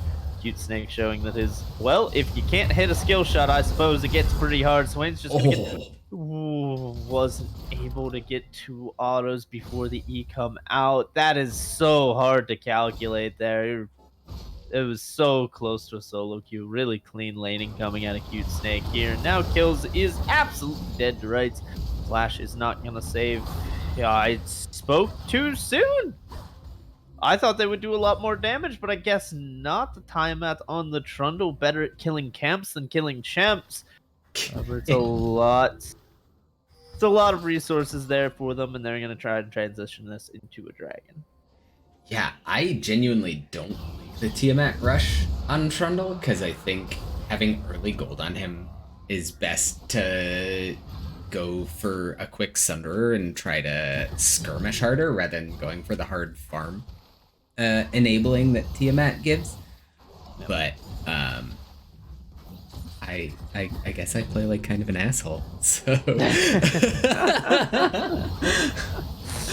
one way to look at it for sure. Everyone walks away from the Dragon Pit unscathed at the end of the day. Kills a flash down, but not too much else gonna come out of it. Keisubi still feeling very powerful here in this lane. Cute Snake doing good work here topside. It's gonna get Swain ult, the demonic ascension. Sorry, that's the demon player coming out rather as the first pop comes out, and yeah, it's a little different jumping on that Swain when the ultimate's available. Yeah, a champion with a level 6 power spike versus Jace. Okay, it's gonna be Scuttle in the river here, and Pow gets the first one. Now Batman trying to come in onto Swifty, wants that shutdown and gives it over to the mid laner.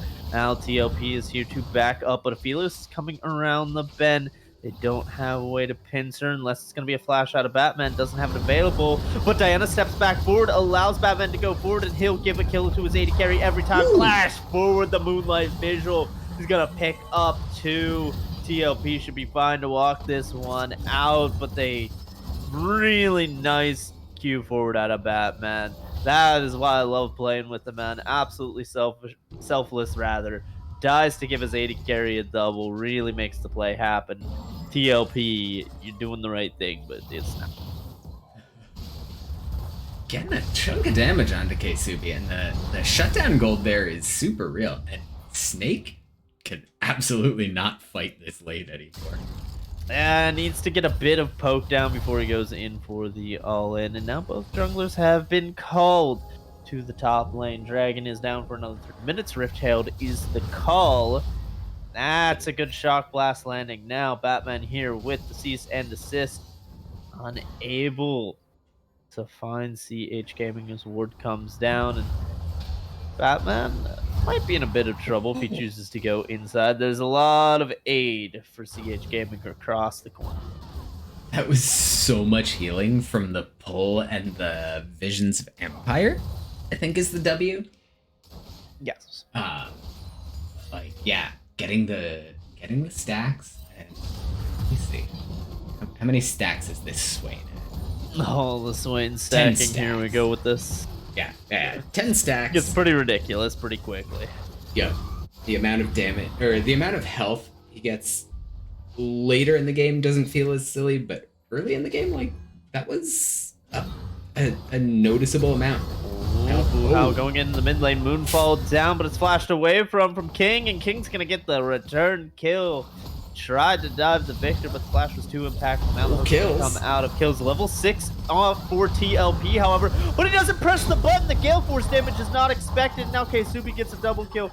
You have to think the shutdown's going over 800 gold into Major's pocket. Feels good for the Kog'Maw to get that shutdown, but Keisubi and Kills are running this bot lane. Yeah, Keisubi with the... Once again, just like last game, one of the ADCs had the first mythic on the map. Last game it was Muddy. This game it's Keisubi with the Gale Force. and just diving right onto TLP with that. I didn't even notice that was bought until he just did it there.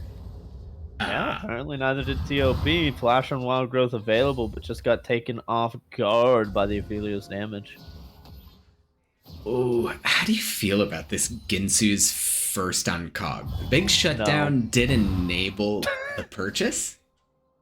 Yeah, because it instead of being like really its own item, it converts the crit into damage on hit. But when you don't have any crit, well, so the item does give 20%, as we're going to see Buhao get locked down here mid lane. Batman still having the cease and desist. Rather, it's not available yet. And now it's a 2v2 with no crowd control and no ultimates from the red team. The rejects are going to have to walk that one out and save their ultimates for this dragon that's spawning in 10 seconds. But yeah, Ginsu's gives 20%, so you need at least one crit item before you can buy it to make it really useful. Right now, it is pretty suboptimal. Speaking of suboptimal, Cute Snake going in here is fairly suboptimal. Gets the push away and has the phase rush. Able to walk that one out. Now kills wants it, but TOP dead fast. Doesn't even blow the flash. Kills. They're a little bit of trouble now as Swifty's going to join. Might have to flash the pillar, but it's not going to happen. Flash comes in late as Major's auto trails underneath the tower. Yeah, just held onto the flash way too long there. And I mean, that's also the slowdown on Blitzcrank's W, which I hope we don't have to wait for like a mid-scope rework for that to get removed, because it seems pretty silly in light of 2022 champions that Blitz has that self-slow. No. Herald coming down bot. Alright. They want these plates. Yeah, they're trying to even up the gold between Major and Kitsubi, but the only one who got the gold there was Swifty. Major wasn't in range, and now it's going to be about who going in the mid lane. King trying to get the kill back here again, but no flash means no chance. Kind of having to flash away from the ult, maybe a bit premature, but better safe than sorry. He's going to get a solo kill right before Dragon spawns. Batman's walking away. They're giving this one up. Kills might look for a cheeky rocky grab. Yeah, the last time the camera showed the Diana Victor 1v1 fight, I liked how Kavoth, after the dive in from Diana, flashed out of the second hit of Moonfall, and the flash wasn't there to enable that outplay potential. So the damage from Jishi Buhao was just way too big, and especially for the damage overtime component from the Chaos Storm that didn't have that much time to do the dot procs. So it's just different looks at what the champions want to do, and Diana, that was such an optimal situation for Diana to take the trade. So it's, but now they both got. Gonna be charging up the Vault Breakers. A 3-man mid. The cease and desist needed to come out so they could hit the hook. Batman says, "No, we're not taking this kill. I need my ultimate to fight over the objective that doesn't exist." He should have just ulted. Yeah. Okay, see, that's how Cute Snake wants to play it. Gets the phase rush proc, and Demon Flare not gonna find any value. Pop the Ghost as well. Demonic Ascension. Why do I keep calling it Demon Flare? Apologies. Demon Flare is the reactivation when you're in the Swain ult. It used to be the big ending the ult, but now you just okay. Yeah. I see. That's why I'm tripping up on it. All right. Keep an eye on that one. That doesn't feel too bad then, I suppose. Got a Herald up in 30 seconds, but Swifty's just looking to make his presence known in the mid lane. Takes a bit of damage for his trouble. And King Kavoth is able to walk out pretty easily. I think we're seeing these trades really showcase how the entire game is going to be played. King Kavoth and Cute Snake really want to make the damage stick before those big engage tools can be used. Meanwhile, this blue team that wants to make kills, they've been dodging down a lot. I think you just start throwing them down, maybe catch them off guard. Need to start The Blitzcrank was good early. Got 7 kills onto the Philios. Honestly, doing great work. Needs to get 1 or 2 more, and he's going to find it pretty easily on the TLP. Saves it for when the flash comes out. No silence to stop that. Major's going to get the exhaust down onto K-Subi. He's winning the auto attack fight, but the flash was too clean.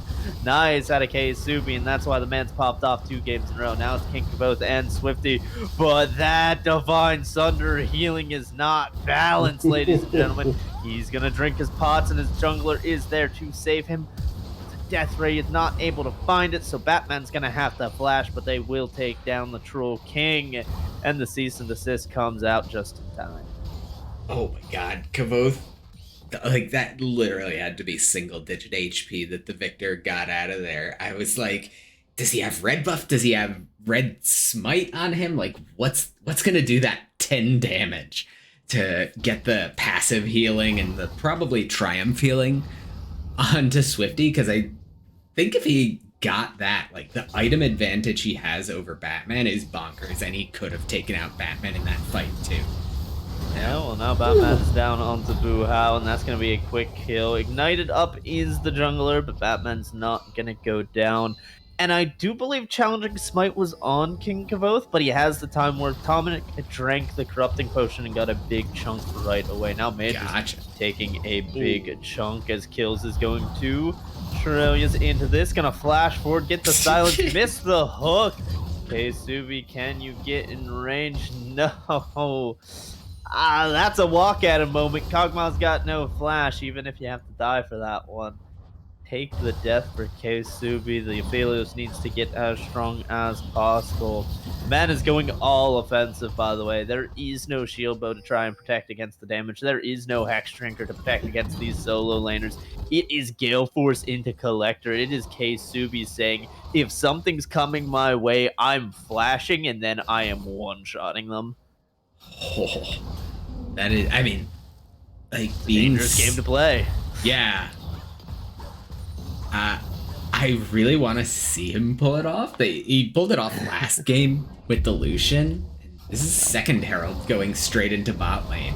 Got a 4v3 here.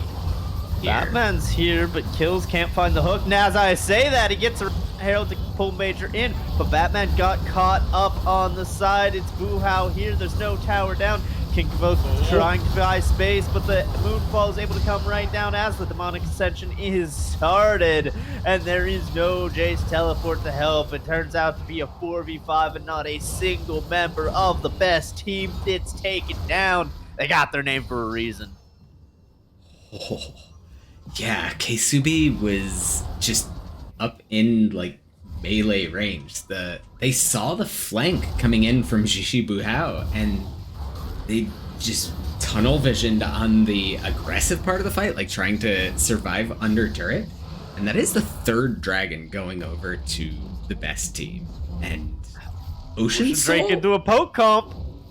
Ocean Drake into a poke comp, and Ocean Soul with this Cog and the Swain, the Trundle.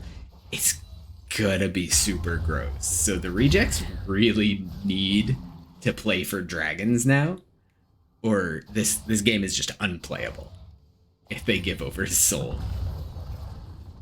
That's a 1,000 gold lead over to the rejects, but Soul's gonna, take that up pretty quickly. Kills has not been having much respect right now. Only 3 deaths to his name right now, but he has been constantly charging forward on this Blitzcrank. Not the slow play I was looking for. But speaking of not slow playing, currently a 4v4. Bit of a Nayram going on here. King Kavoth sticking true to a bit of higher play, getting that bot lane pushed in. Bot lane push, but they don't have the TP. And like, okay.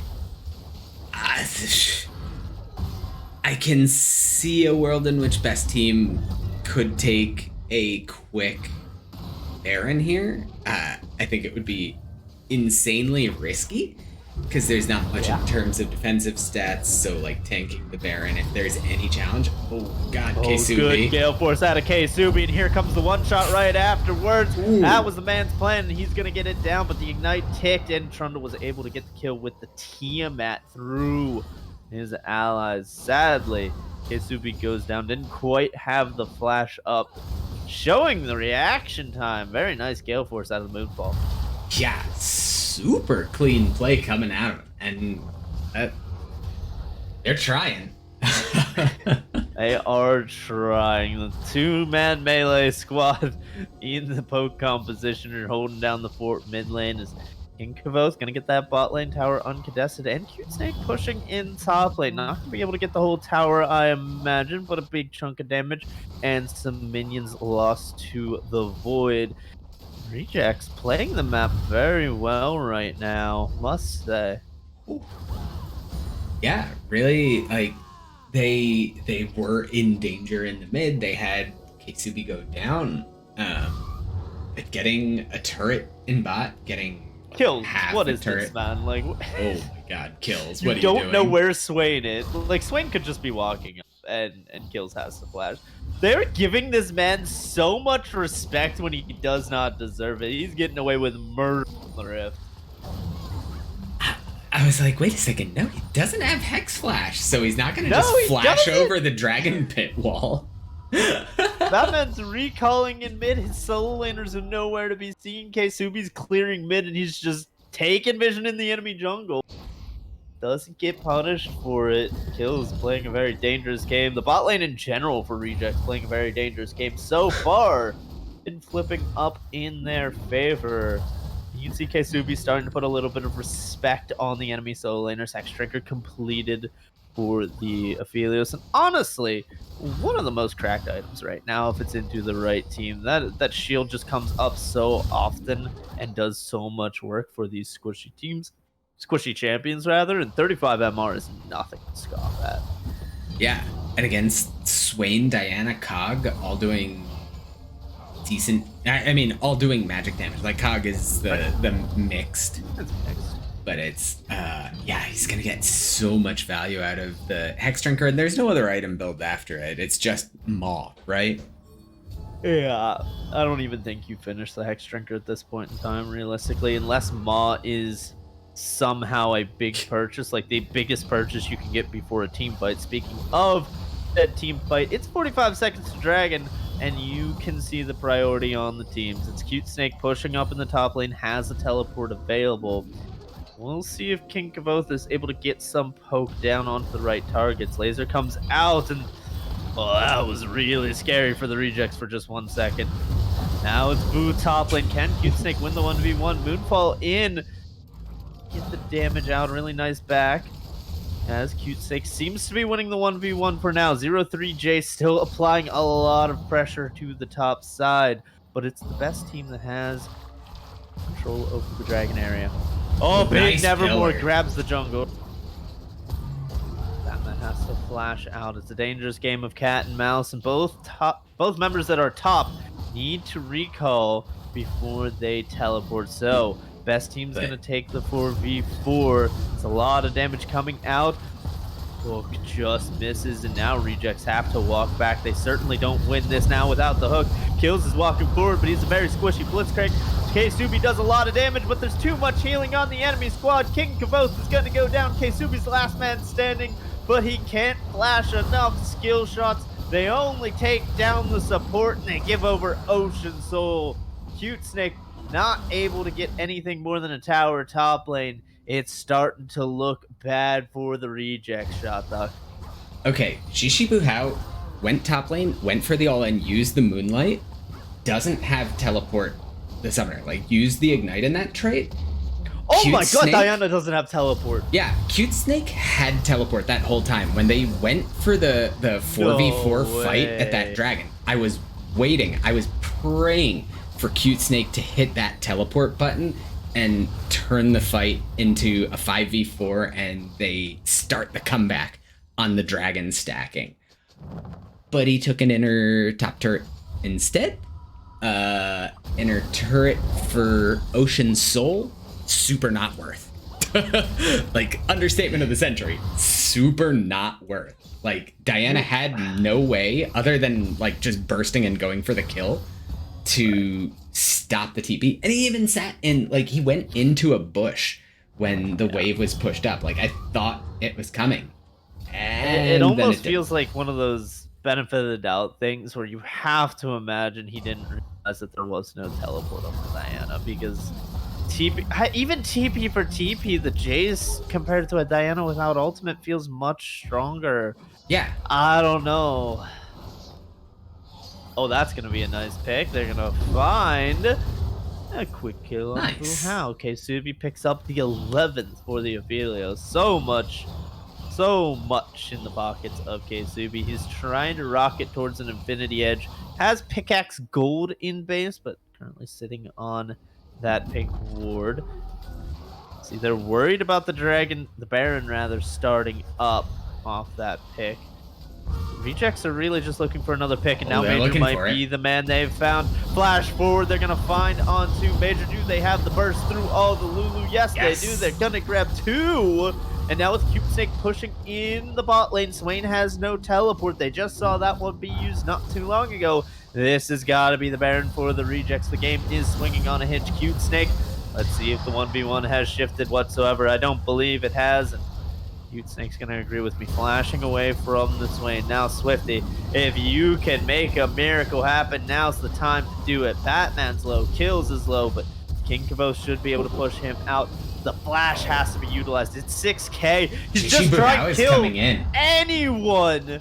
He's pushed them off the Baron by themselves. Diana doesn't get anything with that flash, but still manages to jump on in. It's going to be 3 kills over to the best team. Oh, hello, Cute Snake. Okay. Didn't teleport, just ran here. Swifty just gonna chomp down on him. Cute Snake took a ward in his face, and Swifty said, "Wait, you can't do that." Gonna dance on him a little bit before the team shows up to do the Baron. And this should be completely free, unless Ksubi is somehow a miracle worker, just like Swifty. Not having the eye edge complete, like, I've seen so many highlight reel plays from the Aphelios ult. I am pretty sure it's been nerfed away from being that like one-shot team fight wipe that it was when he was first released. But Swifty isn't even hitting. They're waiting for. Yeah, they were waiting for Jishibu Hao to respawn. Okay. It just looked really funny. It was very smart tackle. It just looked really funny. Well, most things that champion does look really, to be fair. Absolutely. Now we got Baron and Soul on the best team. The kills have been close. The gold is dead on even. Not many towers have been taken by blue team, but it really feels like they are pulling ahead to an unreachable point. The Aphelios Eye Edge is right around the corner, so maybe Ksubi can still find a cracked team fight. Major is getting very large with the 3 items, however, and Swifty rather unkillable on this 8-3 Trundle. And even, like, Major is starting to get in there. Okay, so it's a Titanic Hydra. It is, like, kind of a tanky cog build. Yeah. But, get close to it.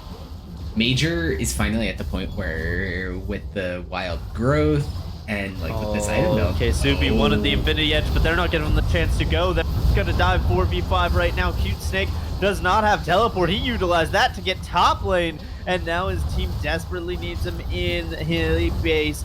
Batman's going to go down to CHG Gaming. Kills goes down with a little bit of supportive combat. TLP picking up his 2nd of the game. And Cute Snake and Ksubi can't do enough. He's just going to get run down.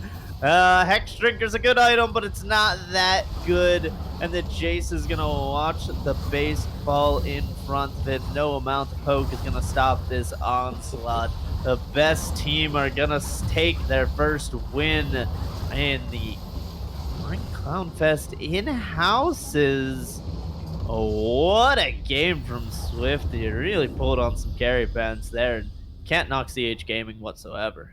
Yeah, no, the 7-0-4 Swain looking like super good. Fell behind on CS, but just really never had to sweat that much. There was like one trade. There was one trade where he walked away with a fraction of his health. But other than that, like, the Swain was really clean, Swifty was getting stuff done. It's I was worried about the bottom half of the map. Like Major TLP had a rough start with Keisubian kills, and let's be honest, Batman was there for a lot of that. But the fantastic KDA is all Keisubi leaves this match with. Yeah, it doesn't even take highest damage. King Kavoth snuck that one away from him, doing 27,000, almost 1k per minute. Really big out of the Victor, but at the end of the day, it just didn't equate to anything. I really gotta say, Reject's comp felt good to me. Reject's comp on paper felt good to me. Do I like the Vine, the Blitzcrank? No, they're not my preference, but I understand what they're doing, especially in a gold league. Like, those champions make sense to me, right? My biggest problem is it felt so blatantly obvious from Champ Select that they would never win a front-to-back team fight where both teams start at 100% HP, and yet they never grouped to bring the Jace and the Victor poke together onto the same screen. They continuously had Cute Snake in the side lane. Has to do a lot with why he grabbed the CS lead. Has to do a lot with why he had 1 KP. The Jace wasn't bad. He played pretty decent, but I was not a fan of the split push. Yeah, the split push, for better or worse, like it got them turrets and it kept them even in the gold up until the Baron push ended the game. But it's, like, that's not really what you pick Jace for. Like, Jace is there to land the poke, to enable these team fights, to really just pump out the damage alongside King Kavoth and Keisubi, and just like make these team fights work. And they were just never there. Yeah, it felt like a little bit of a disorientation, but it is 10:15. We got one more game to go, so we're going to head to a break, and when we come back, it'll be the last two teams of the Spring Clown Fest. It is going to be the Boomer Boosters versus Little Chaos.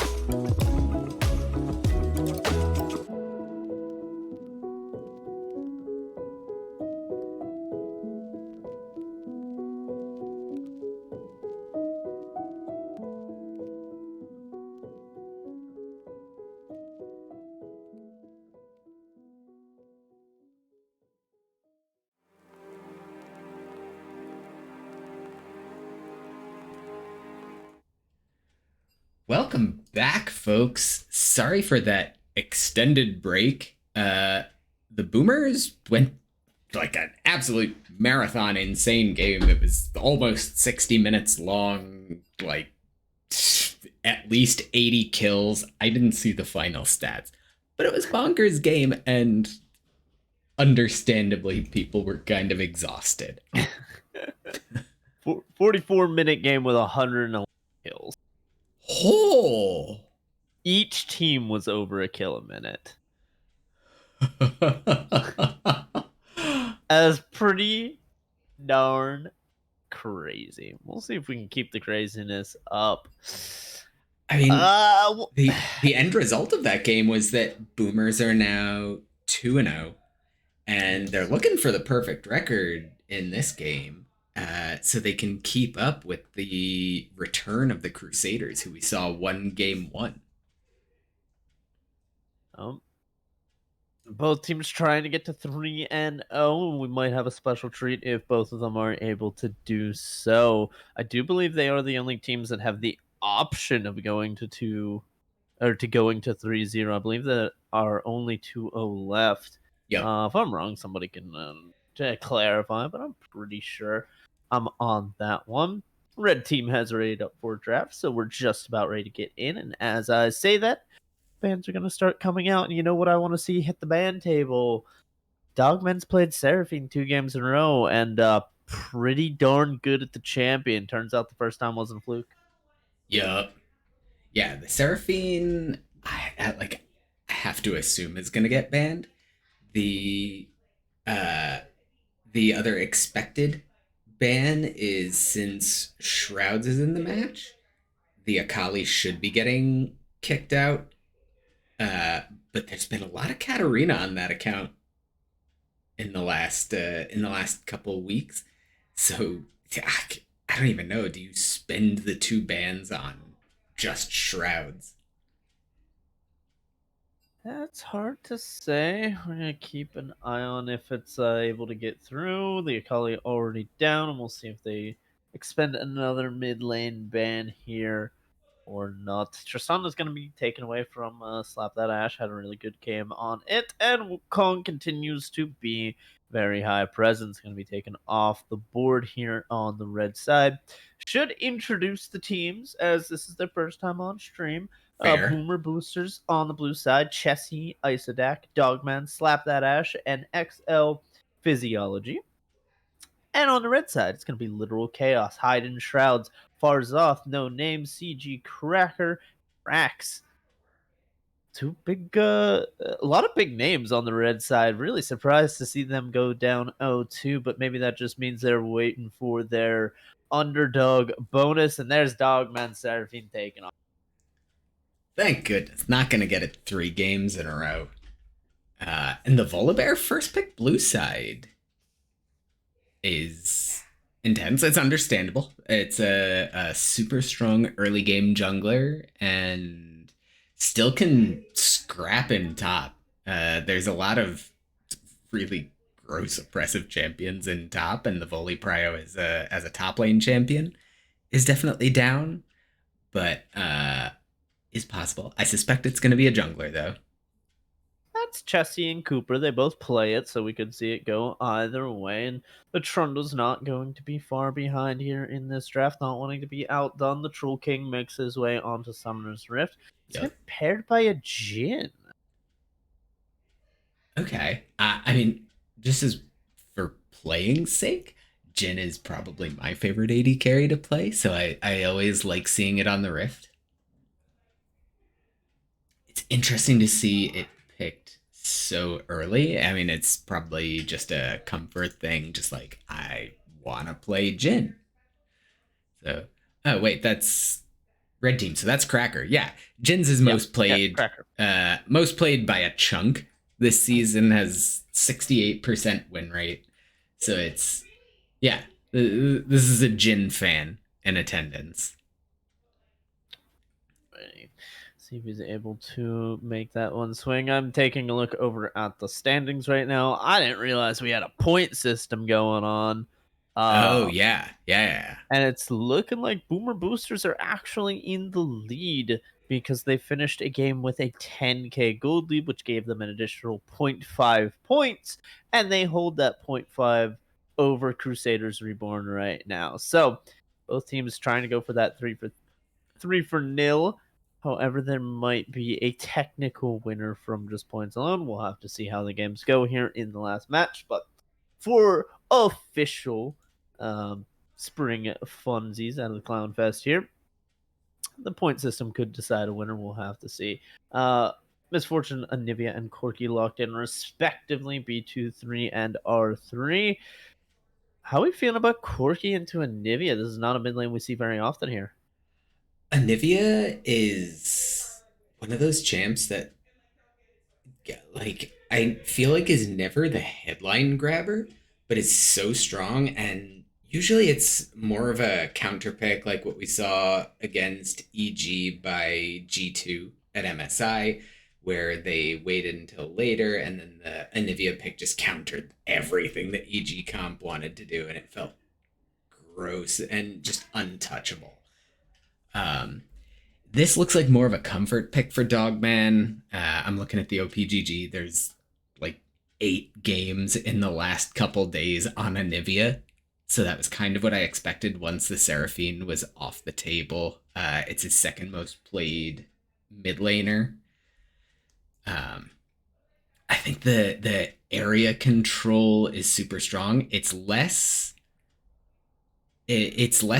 oppressive than the Corky poke post 6. And even at level 6, Corky still needs 2 to 3 items to actually come online and be like the Corky dream. And I feel like Anivia contributes more at earlier points in the game, but is still super strong later. And I have no idea how the individual matchup goes between those two.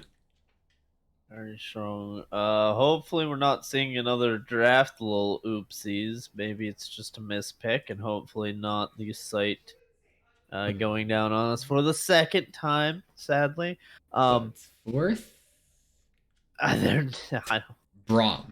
Okay. Okay. Braum lock in. It's going to be a little bit of a glitch. Hopefully they're able to lock in their 5th pick here.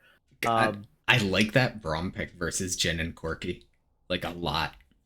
Yeah, I like it a lot too. And the science. Okay. I feel like we're putting ourselves in a very similar situation here, Shot Duck, where Red Side has this composition where, like, hey, we, in fact, don't want to run into Anivia Misfortune. That sounds like a bad time. We're going to play the distance. We're going to poke, and we're going to have Blitzcrank as situational engage. They threw that out the window. They picked Vayne. I don't know what to tell you. Never mind. My point is mute. They picked Vayne. What? Yeah, that's Vayne top. That's Shrouds. I know, but that still doesn't make sense. Yeah. Okay, so they still can't operate in a 4-1. It is just a lot weaker, and we saw that last time when they weren't able to queue up the Jace. Now, obviously, the Vayne's going to have a better time in the side lane. Maybe matchup dependent, I guess, into the Scion should be, right? But you saw when there wasn't enough poke, and Corky Jin might not be enough on their own, this kind of composition fell apart. So I'm once again worried for the red team for just about the same reasons. I mean, the last game that this red team, I forget their name off the top of my head, the Literal Chaos. The last game they played, Shrouds was on the Akshan, another ranged ADC top laner, had good KDA, solid KDA. They still did lose that game, I believe. Yes, Literal Chaos is down 0-2 right now, alongside the Blue Ballers. Yeah, I mean, that was a close game against the 2-0 Crusaders, but like, this is clearly the preferred place out. And Shrouds did good in that game. Like, had a solid KDA, got to basically full item build. Was against the Gwen, so it's a very different thing going against the Scion, unless we see like a lethality Scion come out and go absolutely bonkers, which would be fantastic to see, honestly. I suspect we're gonna get a full tank Scion. Um, Hopefully they don't attempt to go for the Hullbreaker rush. I want to believe everyone's gotten away from that now between the passive nerf and the Hullbreaker changes. I don't think Hullbreaker rush is a thing anymore. And so I'm hoping that's not what we see. But I think like and they okay. I pulled up the lobby and I'm getting baited in by them locking in Volibear. We'll see. I think Doubtful. Volibear is so much worse of a matchup for Vayne. Because like Scion at least just lames it out. He just plays defensive, catches farm, stacks the shield, stacks the health. And just has a much better time in lane. And Volibear is just so much better of a ganker. That being said, Scion is a super, like, with a couple points in the queue, Scion has a really quick AoE jungle clear and, like, can be a thing. But, sorry, you were going to say something just there. I was going to say, it certainly can be a thing. I wanted to take a look at Chelsea's OPGG because I wanted to see the Scion builds, but while I'm here, I've noticed he has not played a game of Volibear anytime recently, at least not for OPGG to pick up, and we're going to hope that he has read the patch notes, because I see 3 games of Scion on his OPGG. One, he went full lethality. It was a 1 for all. It was a 1 for all, so I don't know if you want to count that. The other 2 were ranked solo games, and he only built Hullbreaker. He did not get to the point of the game where he got past Hullbreaker, and he lost both.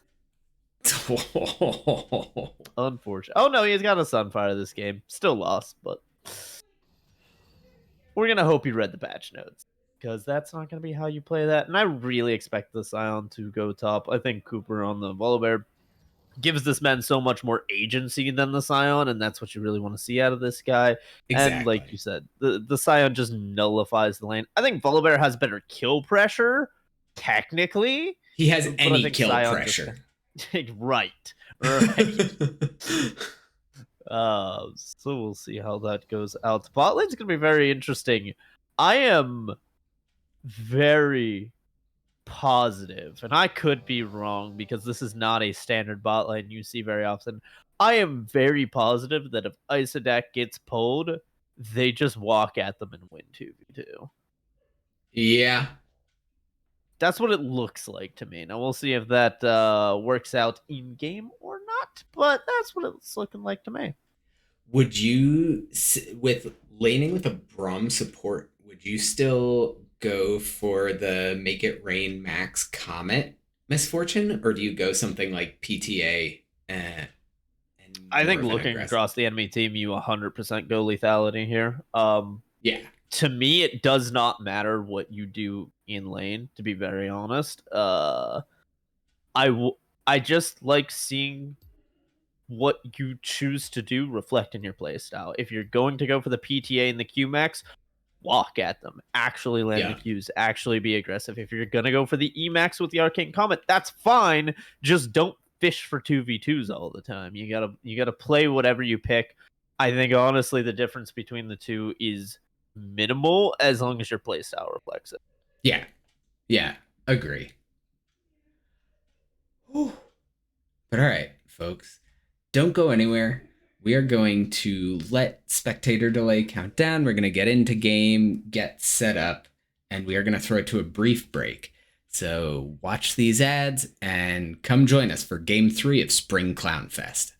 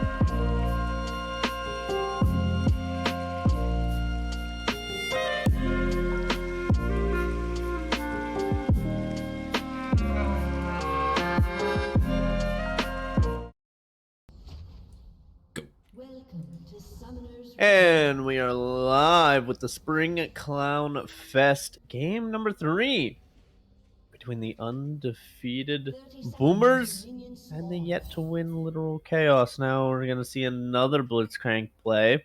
This one should be spotted out a little bit better. And they're looking for the Scion. Yeah. You get Shrouds going early here. Gonna lead with the Trundle. Interesting decision. And Flash for Flash not going to be utilized. That was certainly an invade. We did it. We did it. Jin started W. Pog. Oh. You can hold that, by the way, guys. You can hold that. You don't have to hold that, but that feels bad. I mean, we doubted Batman being able to start the game when he started Q on Vi, and he pulled it off. He lost the game, but it's not like a game loss kind of thing. Now, what is a game loss is the Jin face checking into Braum Misfortune by themselves. Oh, here it goes. There's a Q. Where's Cracker going? He's passing towards the Tri-Bush. Now they need to get away, however, because Barzoth is here and their jungler started so far away. Ooh. Definitely committed too much to that one. Both AD carries come out worse for wear with no summoners and no ignite on the sports. Yeah, three summoners for 3 summoners. Literally just the support flashes are the only summoner spells left in this bot lane. I'm legit surprised that Misfortune Braum getting the jump did that little damage to Cracker. Well, it wasn't PTA shot knock. There you go, yeah. Oh, 4th shot almost chunks, it does chunk out Ice Attack. Almost kills Ice Attack, though. Yeah. A lot of biscuits being eaten. The cookies are being baked fresh for the bot lane, and they're going to be consumed post-haste. As Shrouds getting a nice little trade here. We're going to see Shrouds continue to get the better of the trades and the CS up in the top lane for quite a while. Yeah. Just a question of how well Chessie can do it, farming underneath tower and possibly setting up for Cooper come later events. Speaking of Cooper, he's into the bot lane, and that is a flashless Jin. Gonna pull in. Actually means that the Sky Splitter does not land, but it does not matter. Slap that, Ash gets the first blood. Oh, the healing from the cookie! Oh my goodness, don't tell me cookies don't matter, because it just saved that Misfortune's life. The clutch Guardian proc, too. The shield came up for, like, just a fraction of a second before it got knocked off. That was so close to Rax getting that kill on the Misfortune. Oh, MF grabbing one of those kills is pretty impactful too. I didn't expect Cooper to be able to. There he is again. Over kills, but he was, and now PTA. Oh, it's a beautiful stun. Gonna put him right into the Sky Splitter. Dogman sets it up for Cooper to knock him down. This is why I wanted to see the man on the Vola Bear. He gets to play these early games so aggressive. Chessie in a bit of trouble. Underneath the tower, does have flash. Okay. All right, buddy. All right, buddy. That's 14 HP. You can go back to base now. Oh my god. Wow. Yeah. Calculated. Just like what a perfect stun. Oh, Dogman hit shot in duck. that? Shot duck. He bought a longsword. He bought a longsword. This is either really good or really bad. Oh god, and there's really no in between. It could be lethality. Just give me a serrated Dirk. Like if you take like Prowler's Claw, he can get onto Shrouds. He has some kill pressure. Yeah. All right, that's a nice hook. Ice Attack's got a long way to. That Ash kind of went the wrong way, so he's gonna take a bit more damage. But yeah, you can see the Braum very tanky when he has all 3 spells. That W and E add a lot to the champion's survivability, so before that, Braum was blown up much easier. Now, Ice Attack should be able to tank up those hooks with relative ease, but I don't want to see them going for the 2v2s, because honestly, they don't win it. It's Glacial Dark Harvest into a Comet MF. It's just not fights that you win unless Cooper is here. Now, Shrouds is under a bit of duress, but Barzoth is here. Now they're gonna fish for this 2v2, and it's really nice when they land everything onto Cracker. The Ignite's ticking down, and Ice Attack will grab the first kill. Now, can they get the Winter's Bite onto Rax? That's gonna be landing that, and they're gonna gift this one over to Ice Attack. Yeah, the 2 kills right for where the you need your Braum. money. I mean, I always say my second favorite thing after kill gold is assist gold. So it's still, they're still shooting ahead. It's 5-0 the kill score. Oh, he doesn't have ult. I got excited. He didn't have R. Doesn't have ult, doesn't have Prowler's Claw, so the follow-up isn't there. Hidden Shrouds has not taken a base, however, so I'm honestly, Chesky's going forward. Flashes away, the ult does not hit. Summer's blown now. Chesky's gonna have to find the Q. There it is, the knock of the minions! Oh, that is the absolute definition of F around and find out. Hidden Shrouds gets demolished top lane. Oh my god, the minions basically doing the kill on that. Like, you can see Shroud saw the highlight reel play, like, he saw the big shiny scoreboard. Flash the ghost, and it was a fantastic stun into the wall. Like, I actually thought Chessie was shot. Oh, good. Here's Cooper looking for has Cracker. Flash and heal. Just gonna use the one summoner. Cooper did not have the ultimate to follow suit, did not have the flash to follow suit, so they're gonna let the Jhin off with a warning for that time. But it's Dogman with the push in mid lane. Had to expend teleport to grab it. And it's gonna be Dragon over to the Boomers. This 2-0 team really showing us what happened the first 2 games for them. Yeah, I mean, they've got the only Plat 3 player in this this whole thing, in Dogman. Not saying anything, not making accusations. But, I was told this was a Plat 4 cap, Sems. I'm gonna riot. Not that I'm Plat 3 anyway, but I'm still gonna riot. Who the heck is making these rules anyways if they're not gonna be enforced? Honestly, you think just because he's a coach that he's bad at League of Legends? That's rude. This is the Titan Esports Championship coach right now, putting on a clinic. 2 whole CS up in the farm lane. Okay, 1 CS. Okay, 1 CS down. He's washed. Oh, Django, do you see what I see? It is a serrated Dirk in Chessie's inventory. Let's go! That's our boy, Chesky. Gonna show Shrouds what is Cooper's up. He's here. just baiting in for the jungler. Cooper's here. Stun is down. Hide in Shroud. Can't find the Shroud to hide in. Pops the ult again. Not being able to use that cooldown aggressively like you'd want to in this lane. Now Chesky is up 2 tower plates to 0. Gonna be 2 waves after this one. Chesky has the ultimate if he needs to get away from this Trundle, which I'm not even sure if he does. 2-level advantage in a serrated Dirk. This Trundle's fairly squishy with just the Tiamat. Yeah, this is... this Scion is over 1,000 gold. Wants the plate. He yeah. really wants the plate. And like, the thing with the full AD Scion is that he really doesn't have to... Like, he doesn't need a hull breaker at all. Like, he's still gonna devour turrets. Cooper's here. Oh my goodness. Oh, what did he die to? Was that an auto? No, Trundle killed it. It was the subjugate damage that came down, and the Herald's gonna die. A disaster in the top lane from the Boomers. Chesky got greedy for a plate, and it goes south quick. Wow, that was literally as bad as that could have gone for the Boomers. Getting nothing from the Herald. It was pretty rough and all over a tower plate. In reality, however, that was Cooper going over, grabbing the Herald. They wanted to kill that tower plate to assure that the Herald would take the entire tower. They were a couple seconds slow on the play, however. Hide and Shroud was able to come back. They weren't able to use their 2-man advantage for long enough. And just a couple seconds slow on the play, and everything goes bad. I suppose not everything went downhill. Cooper still has his bounty on his head. Yeah. Not going to lose that one. Cracker's taking a beating as the bullet time comes out. There's no flash, and it can't get interrupted in time. Isodak, you can tower dive this, buddy. You have flash, just get him. He's gonna let Rax walk away. What a nice support. But as Cooper comes around, I don't think he's gonna be as nice.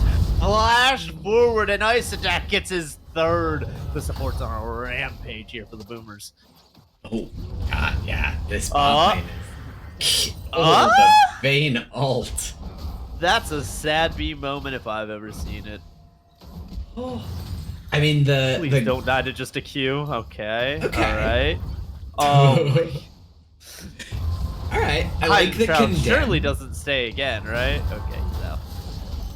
It was a sweet condemn to get out of the Scion queue. Yeah, you know, you got to pick up the XP where you can, but the Vayne is falling further and further behind, and now it's Farzad into the bot side. Isodak is very low. Isodak has a 300 gold shutdown. They might want to aim for that support, but no, they're going to go on to slap that. Ash Isodak throws out the Glacial Fissure, but it's not enough. Cracker almost gets taken down on the wave side. Okay. They're going to re-aggro onto Rex, and Jin will walk out just fine. Isodak has flash. He might look for his 4th kill of the game if Cracker doesn't respect him. And Dogman's down here to push in the wave, so no plate's going to go over to the side. And Isodak blindly dodges a hook. Very nice. Oh. So, where did they send the Scion? I kind of like sending the Scion bot lane to get the easy outer turret again. Yeah, it looks like... And I mean, they have the dragon coming up in 22 seconds. It's a Cloud Drake, so not the most impactful single Drake to have, but they did get the Hex Tech earlier. Has no flash on the Blitzcrank. The bullet time's going to come out and push him to the southern side of the bot lane. That's the double up. That's the Arcane Comet. That's the Make It Rain. And finally, an auto attack will seal the deal after a lot of return damage comes in. Now, Anderson Cooper, can you save your jungler? It's saving Private Fortune, but I don't think Slap That Ash is getting out of here unscathed. It's going to go forward onto Cracker. The flash away from the Stormbringer will not do much but prolong the death. Bazroth is going to die as well. That's a Corky teleport for No Name. Has the package as well, and there's just no play to be had. Oh. Yeah, what looked so bad for Rax, like, ended up being such a good play, like, such a good death. Stalling so hard for time and keeping them all in place for the follow-up.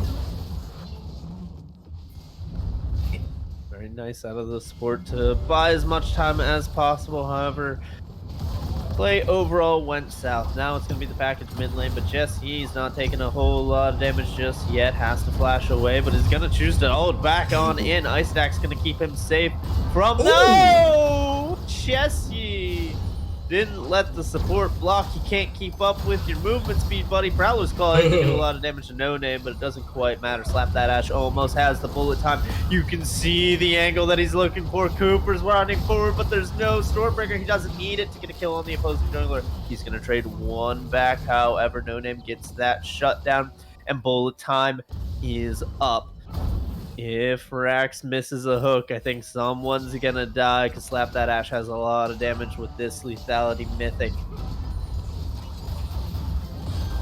Oh, there's gonna be slow to make it rain. Not quite enough. Now Isodak gets pulled. Flash out, not enough. The Dark Harvest will collect him, and Rax gets his first kill. That's support on support. You gotta get that shutdown when you can take it. A fat 600 gold shutdown going to Rax feels kind of bad, but like the Blitzcrank was behind in items, so it's honestly kind of okay. Like that'll finish the mythic. Oh, Rax! Jesus. Oh, he lives? Just turn around and kill Cracker. Don't get greedy. The heal's gonna come out of the Jin, and Jin will get a kill because of it. Almost double kill. Did Slap That Ash, but got a little bit greedy. Cooper's going to have to come in and clean up a kill in mid lane, but supports are absolutely rich this game. Shot the Brom. Brom is 200 gold behind the enemy jungler. I mean, this isn't like the richest Trundle we've seen all night, but like that's still something. But that's a little bit much. 6,000 gold here at the 15-minute mark means objective bounties are up and available for Little Chaos if they're able to collect on any of these. The Corky going towards that poke build, so they are looking to play for this. Now Rax trying to find Chessie up in top lane, but they're going to let the Scion live. They realize they got bigger problems elsewhere on the map. Mid tower is going to go down for practically nothing. And Cooper picked up the Herald, so yeah, we're going to see that dropped right away. And here's the curtain call. Everyone's down. Curtain out. call's going to get out. That'll get off a charge at the very least, you have to guess. The very end of its life, and the bullet time is enough to pick up a kill. Cooper grabbing his 6th of the game, and the Volibear's really popping. Hook goes wide again.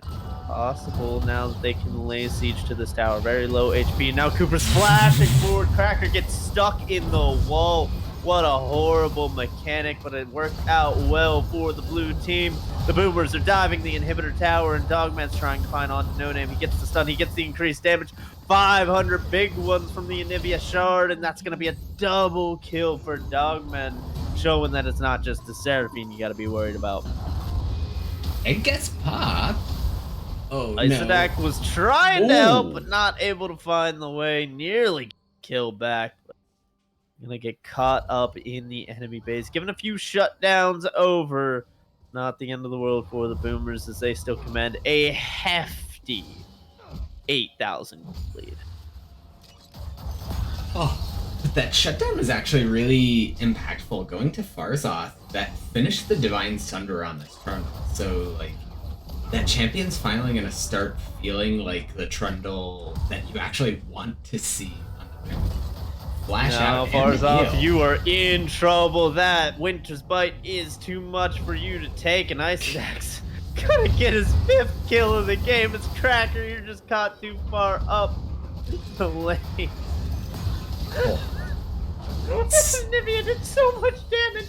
It doesn't even have Rabadon. Oh no.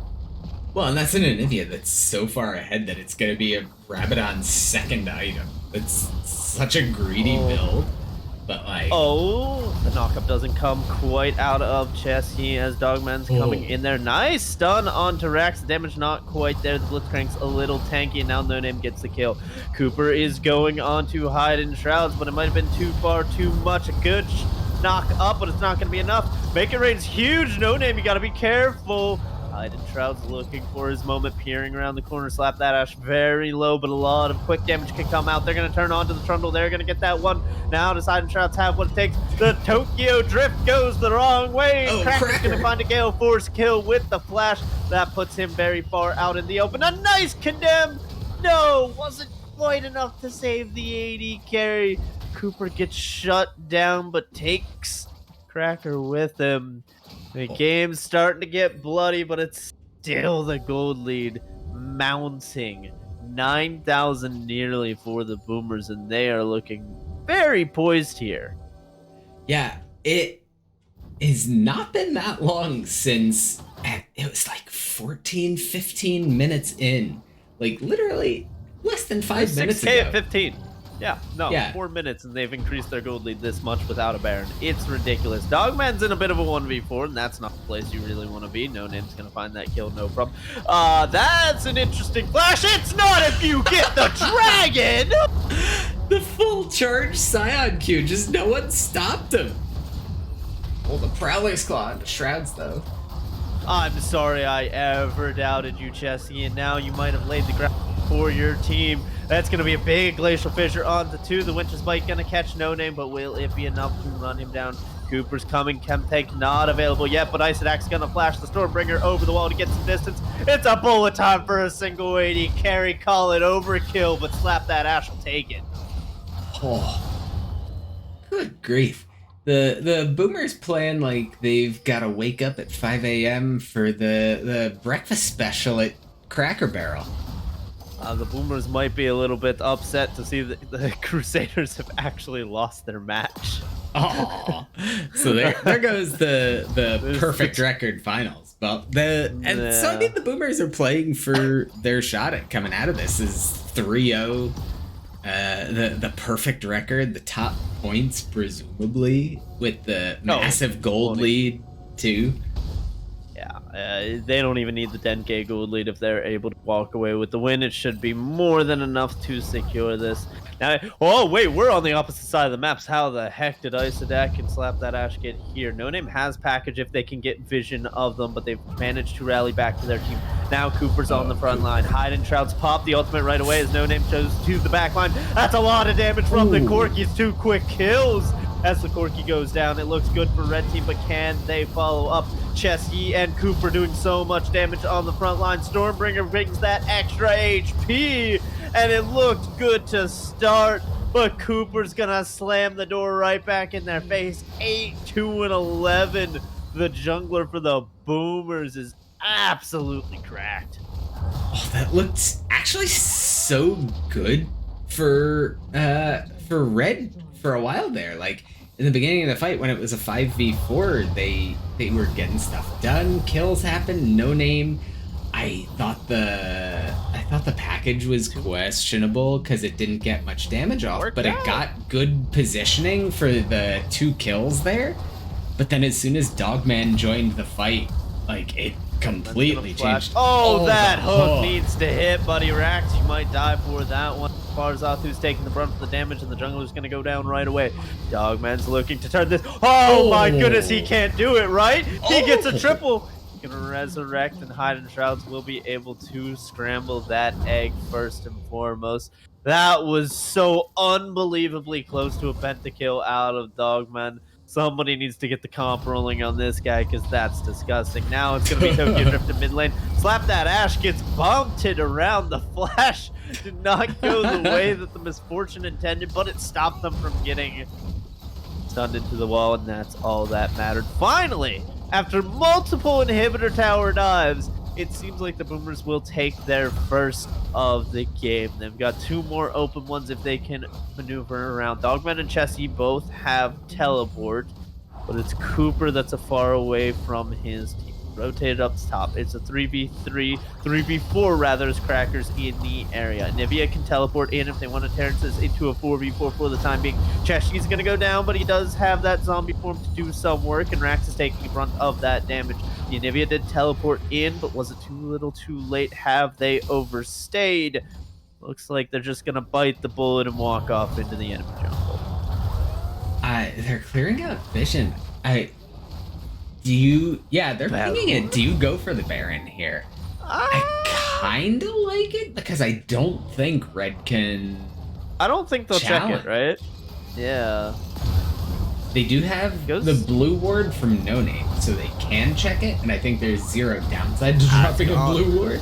But yeah, it's gone. There's so much damage coming out of Dogman and Slap That Ash. Oh, there's the blue ward. Hey, they did check saw it. They saw it. Saw it as it went down right in front of their face. Now it's a Baron to the enemy team and a Mountain Soul spawning in 30. Shatak, if the 11,000 gold lead wasn't enough to persuade you, maybe the Baron and the Soul is enough. I feel like Boomers are about to win this game. About to win this game? They're about to win themselves some mystery skins.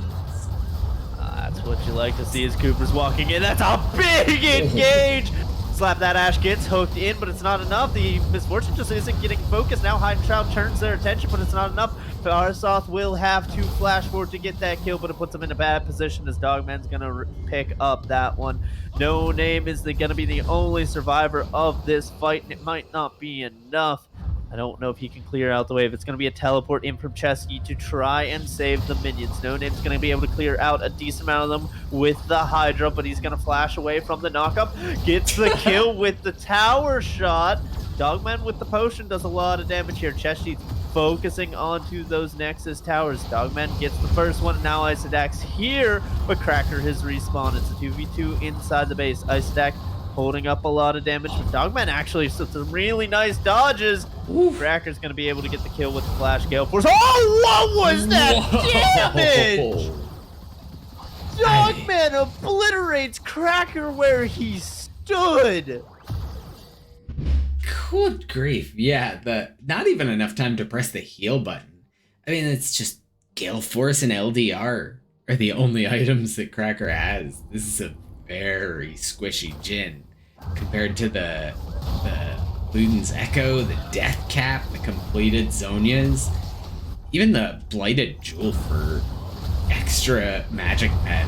Mountain Soul goes over. Yeah.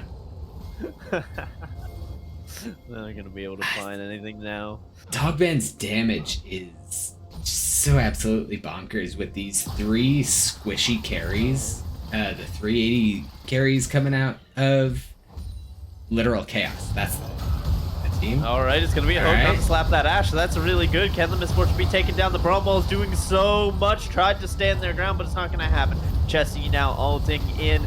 I think that was a bit of a Prowler's. No, just a bit of a Spectator fumble Ruski as Chessie's going to go down and pound that zombie form right into the inhibitor. There's the Prowlers that I mistakenly called beforehand, and they're going to be able to defend the siege one more time. It feels a bit sloppy out of the Boomers, not gonna lie. Yeah, and that's where we see a bit of the nerf to Scion coming in, that 60% reduced damage to structures when in zombie Alright, form. they want the 4v5. No Name has the package. They're gonna here. Package just lands onto Ice Attack, but No Name gets a bunch of damage onto Dogman. Already into the egg, and the Corky goes down, but they've done their job.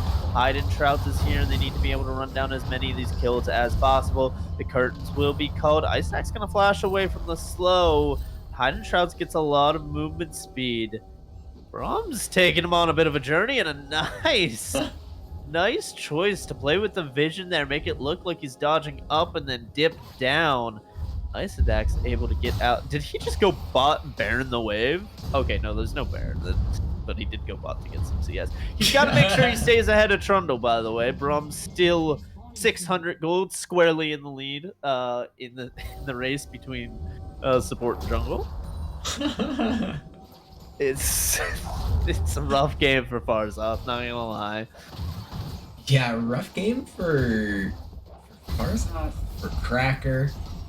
It's like, it feels more rough than the scoreline reflects for Shrouds too. Yeah.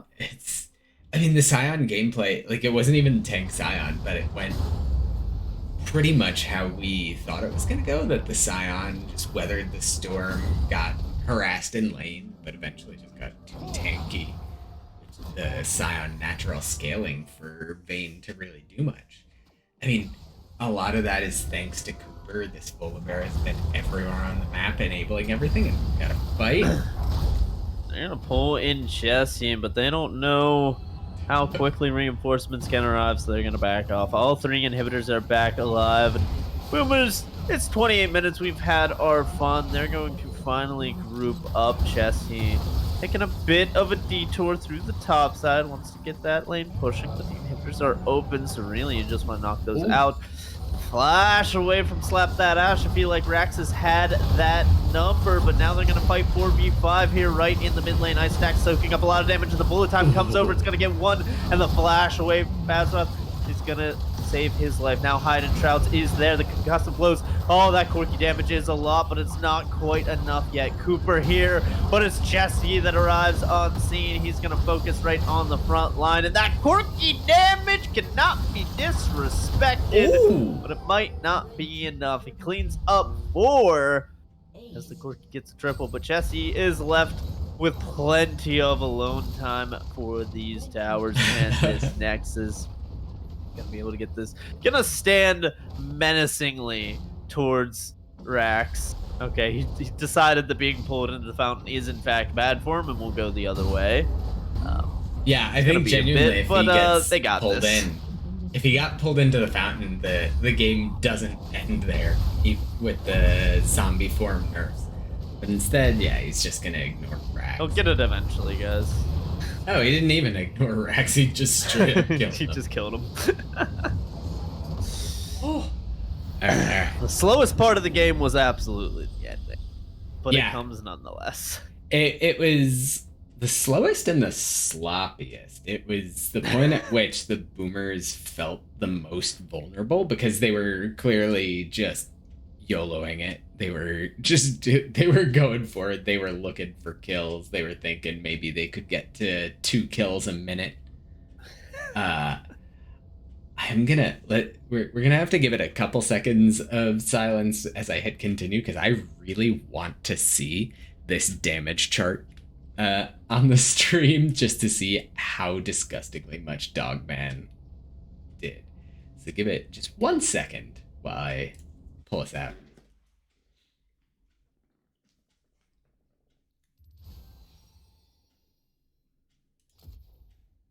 Not even as long as that. Wow, that actually was super quick. And wow, Misfortune did more. All right, I didn't expect that. The Corky No Name being the highest damage in the game by a decent chunk. I mean, we saw the Corky looked like that was one-shotting people. 4 items completed. That's nothing to sneeze at. Pretty much as soon as the No Name got onto the 2-item mark, he was pumping out tons of damage. His team just sadly couldn't keep up. No front line to be had, and Cracker and Shrouds did reasonable damage. Don't get me wrong, very comparable to Dogman even. It felt like a lot of that damage was skirmish based and not.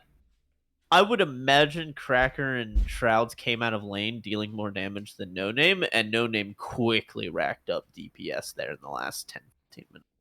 Yeah, I mean, most of those 12 kills feels like it came in the last like 5-10 minutes. The constant team fighting was just as soon as No Name shows up, like he successfully popped the Misfortune, the Anivia, but then there was too much overall for the Boomers to lose the fights.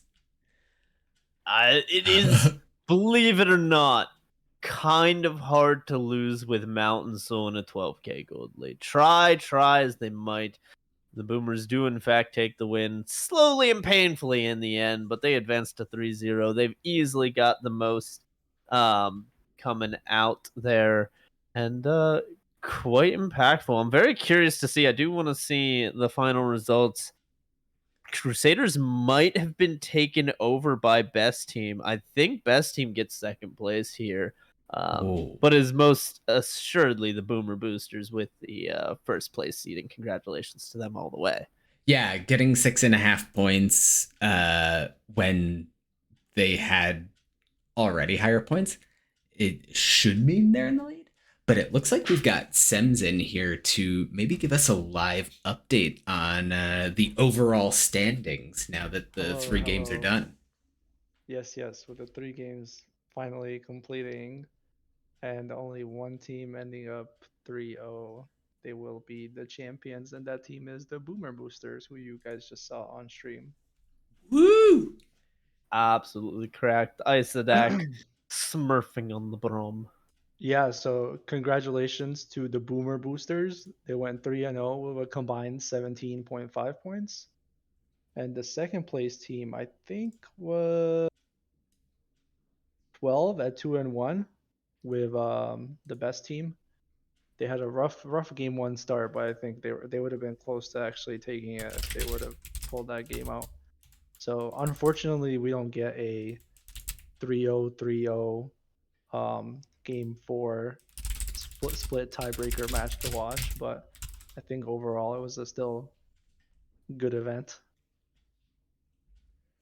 Yeah. I don't think I've got hyped as much as I did tonight in quite some time. These were some real fun games to watch. That's awesome. Hey, Conquer Finals, you were hype.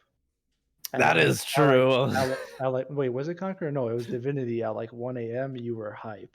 I was like, where's Jingo getting this energy from?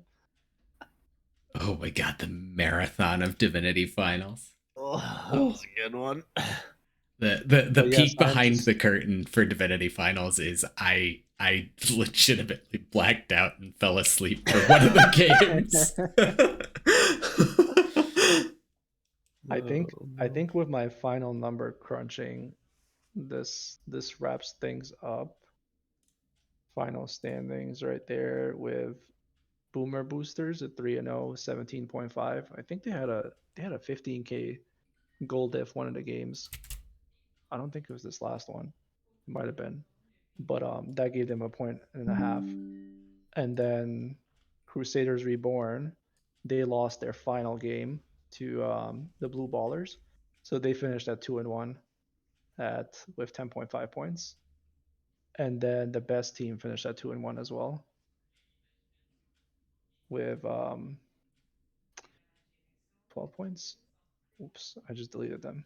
Okay, so which group was best team? Which Best team was Swifty. Swifty Okay. DLP. Yes, the yellow team. Yeah.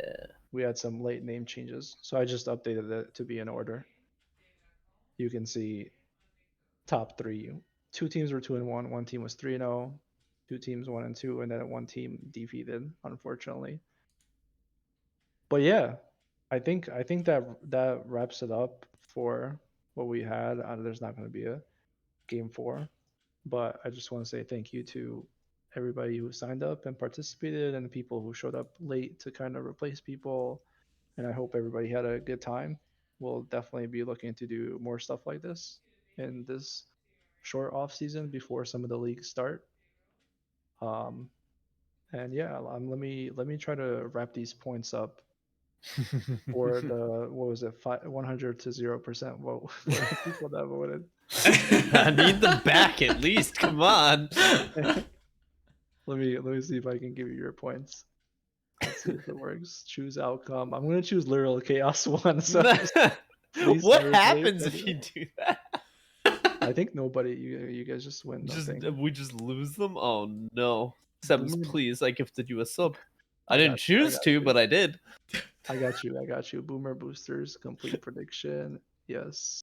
There you go. There Everybody we can have go. their points back. All But right. yeah, thank you to Django and Shotdog as well for coming on and giving everybody something to watch. Yeah. Thanks for the invite, guys. It was super fun. Thanks so much for having us on air. This is great. I look forward to the next one. I hope we can come back for more. Yeah, for sure. Maybe the next one, Django and Shotdog will get to participate a little bit, and we'll see what they have on the Rift. I can devote in that much time. I can do it. But yeah, if you guys don't have anything else, I'm all set. No, we're all good here. I just want to thank the players for coming out because they were super fun games. It got off to a slow start, but all things together, not I've had best of fives go longer than this, so it is. Or I've had best of threes go longer than this, so it wasn't the most drudging on thing. Too bad. It was nice, very fun. Yeah, I'm glad we were able to have all the teams on stream, have all the players who showed up tonight have their chance in the spotlight. That was really cool. Yeah, for sure. Shout out to everybody who helped out behind the scenes. Appreciate everyone. Yes, it's too late. It's too late to make a trade, bro. Maybe next time. Maybe next time. But all right, with that, I think that brings Spring Clown Fest 2022 to a close. Any last words before we close it out? Any primers? Any primers? Poggers. Thanks for tuning in, everybody. Hope you all Have a good night. Have a good night.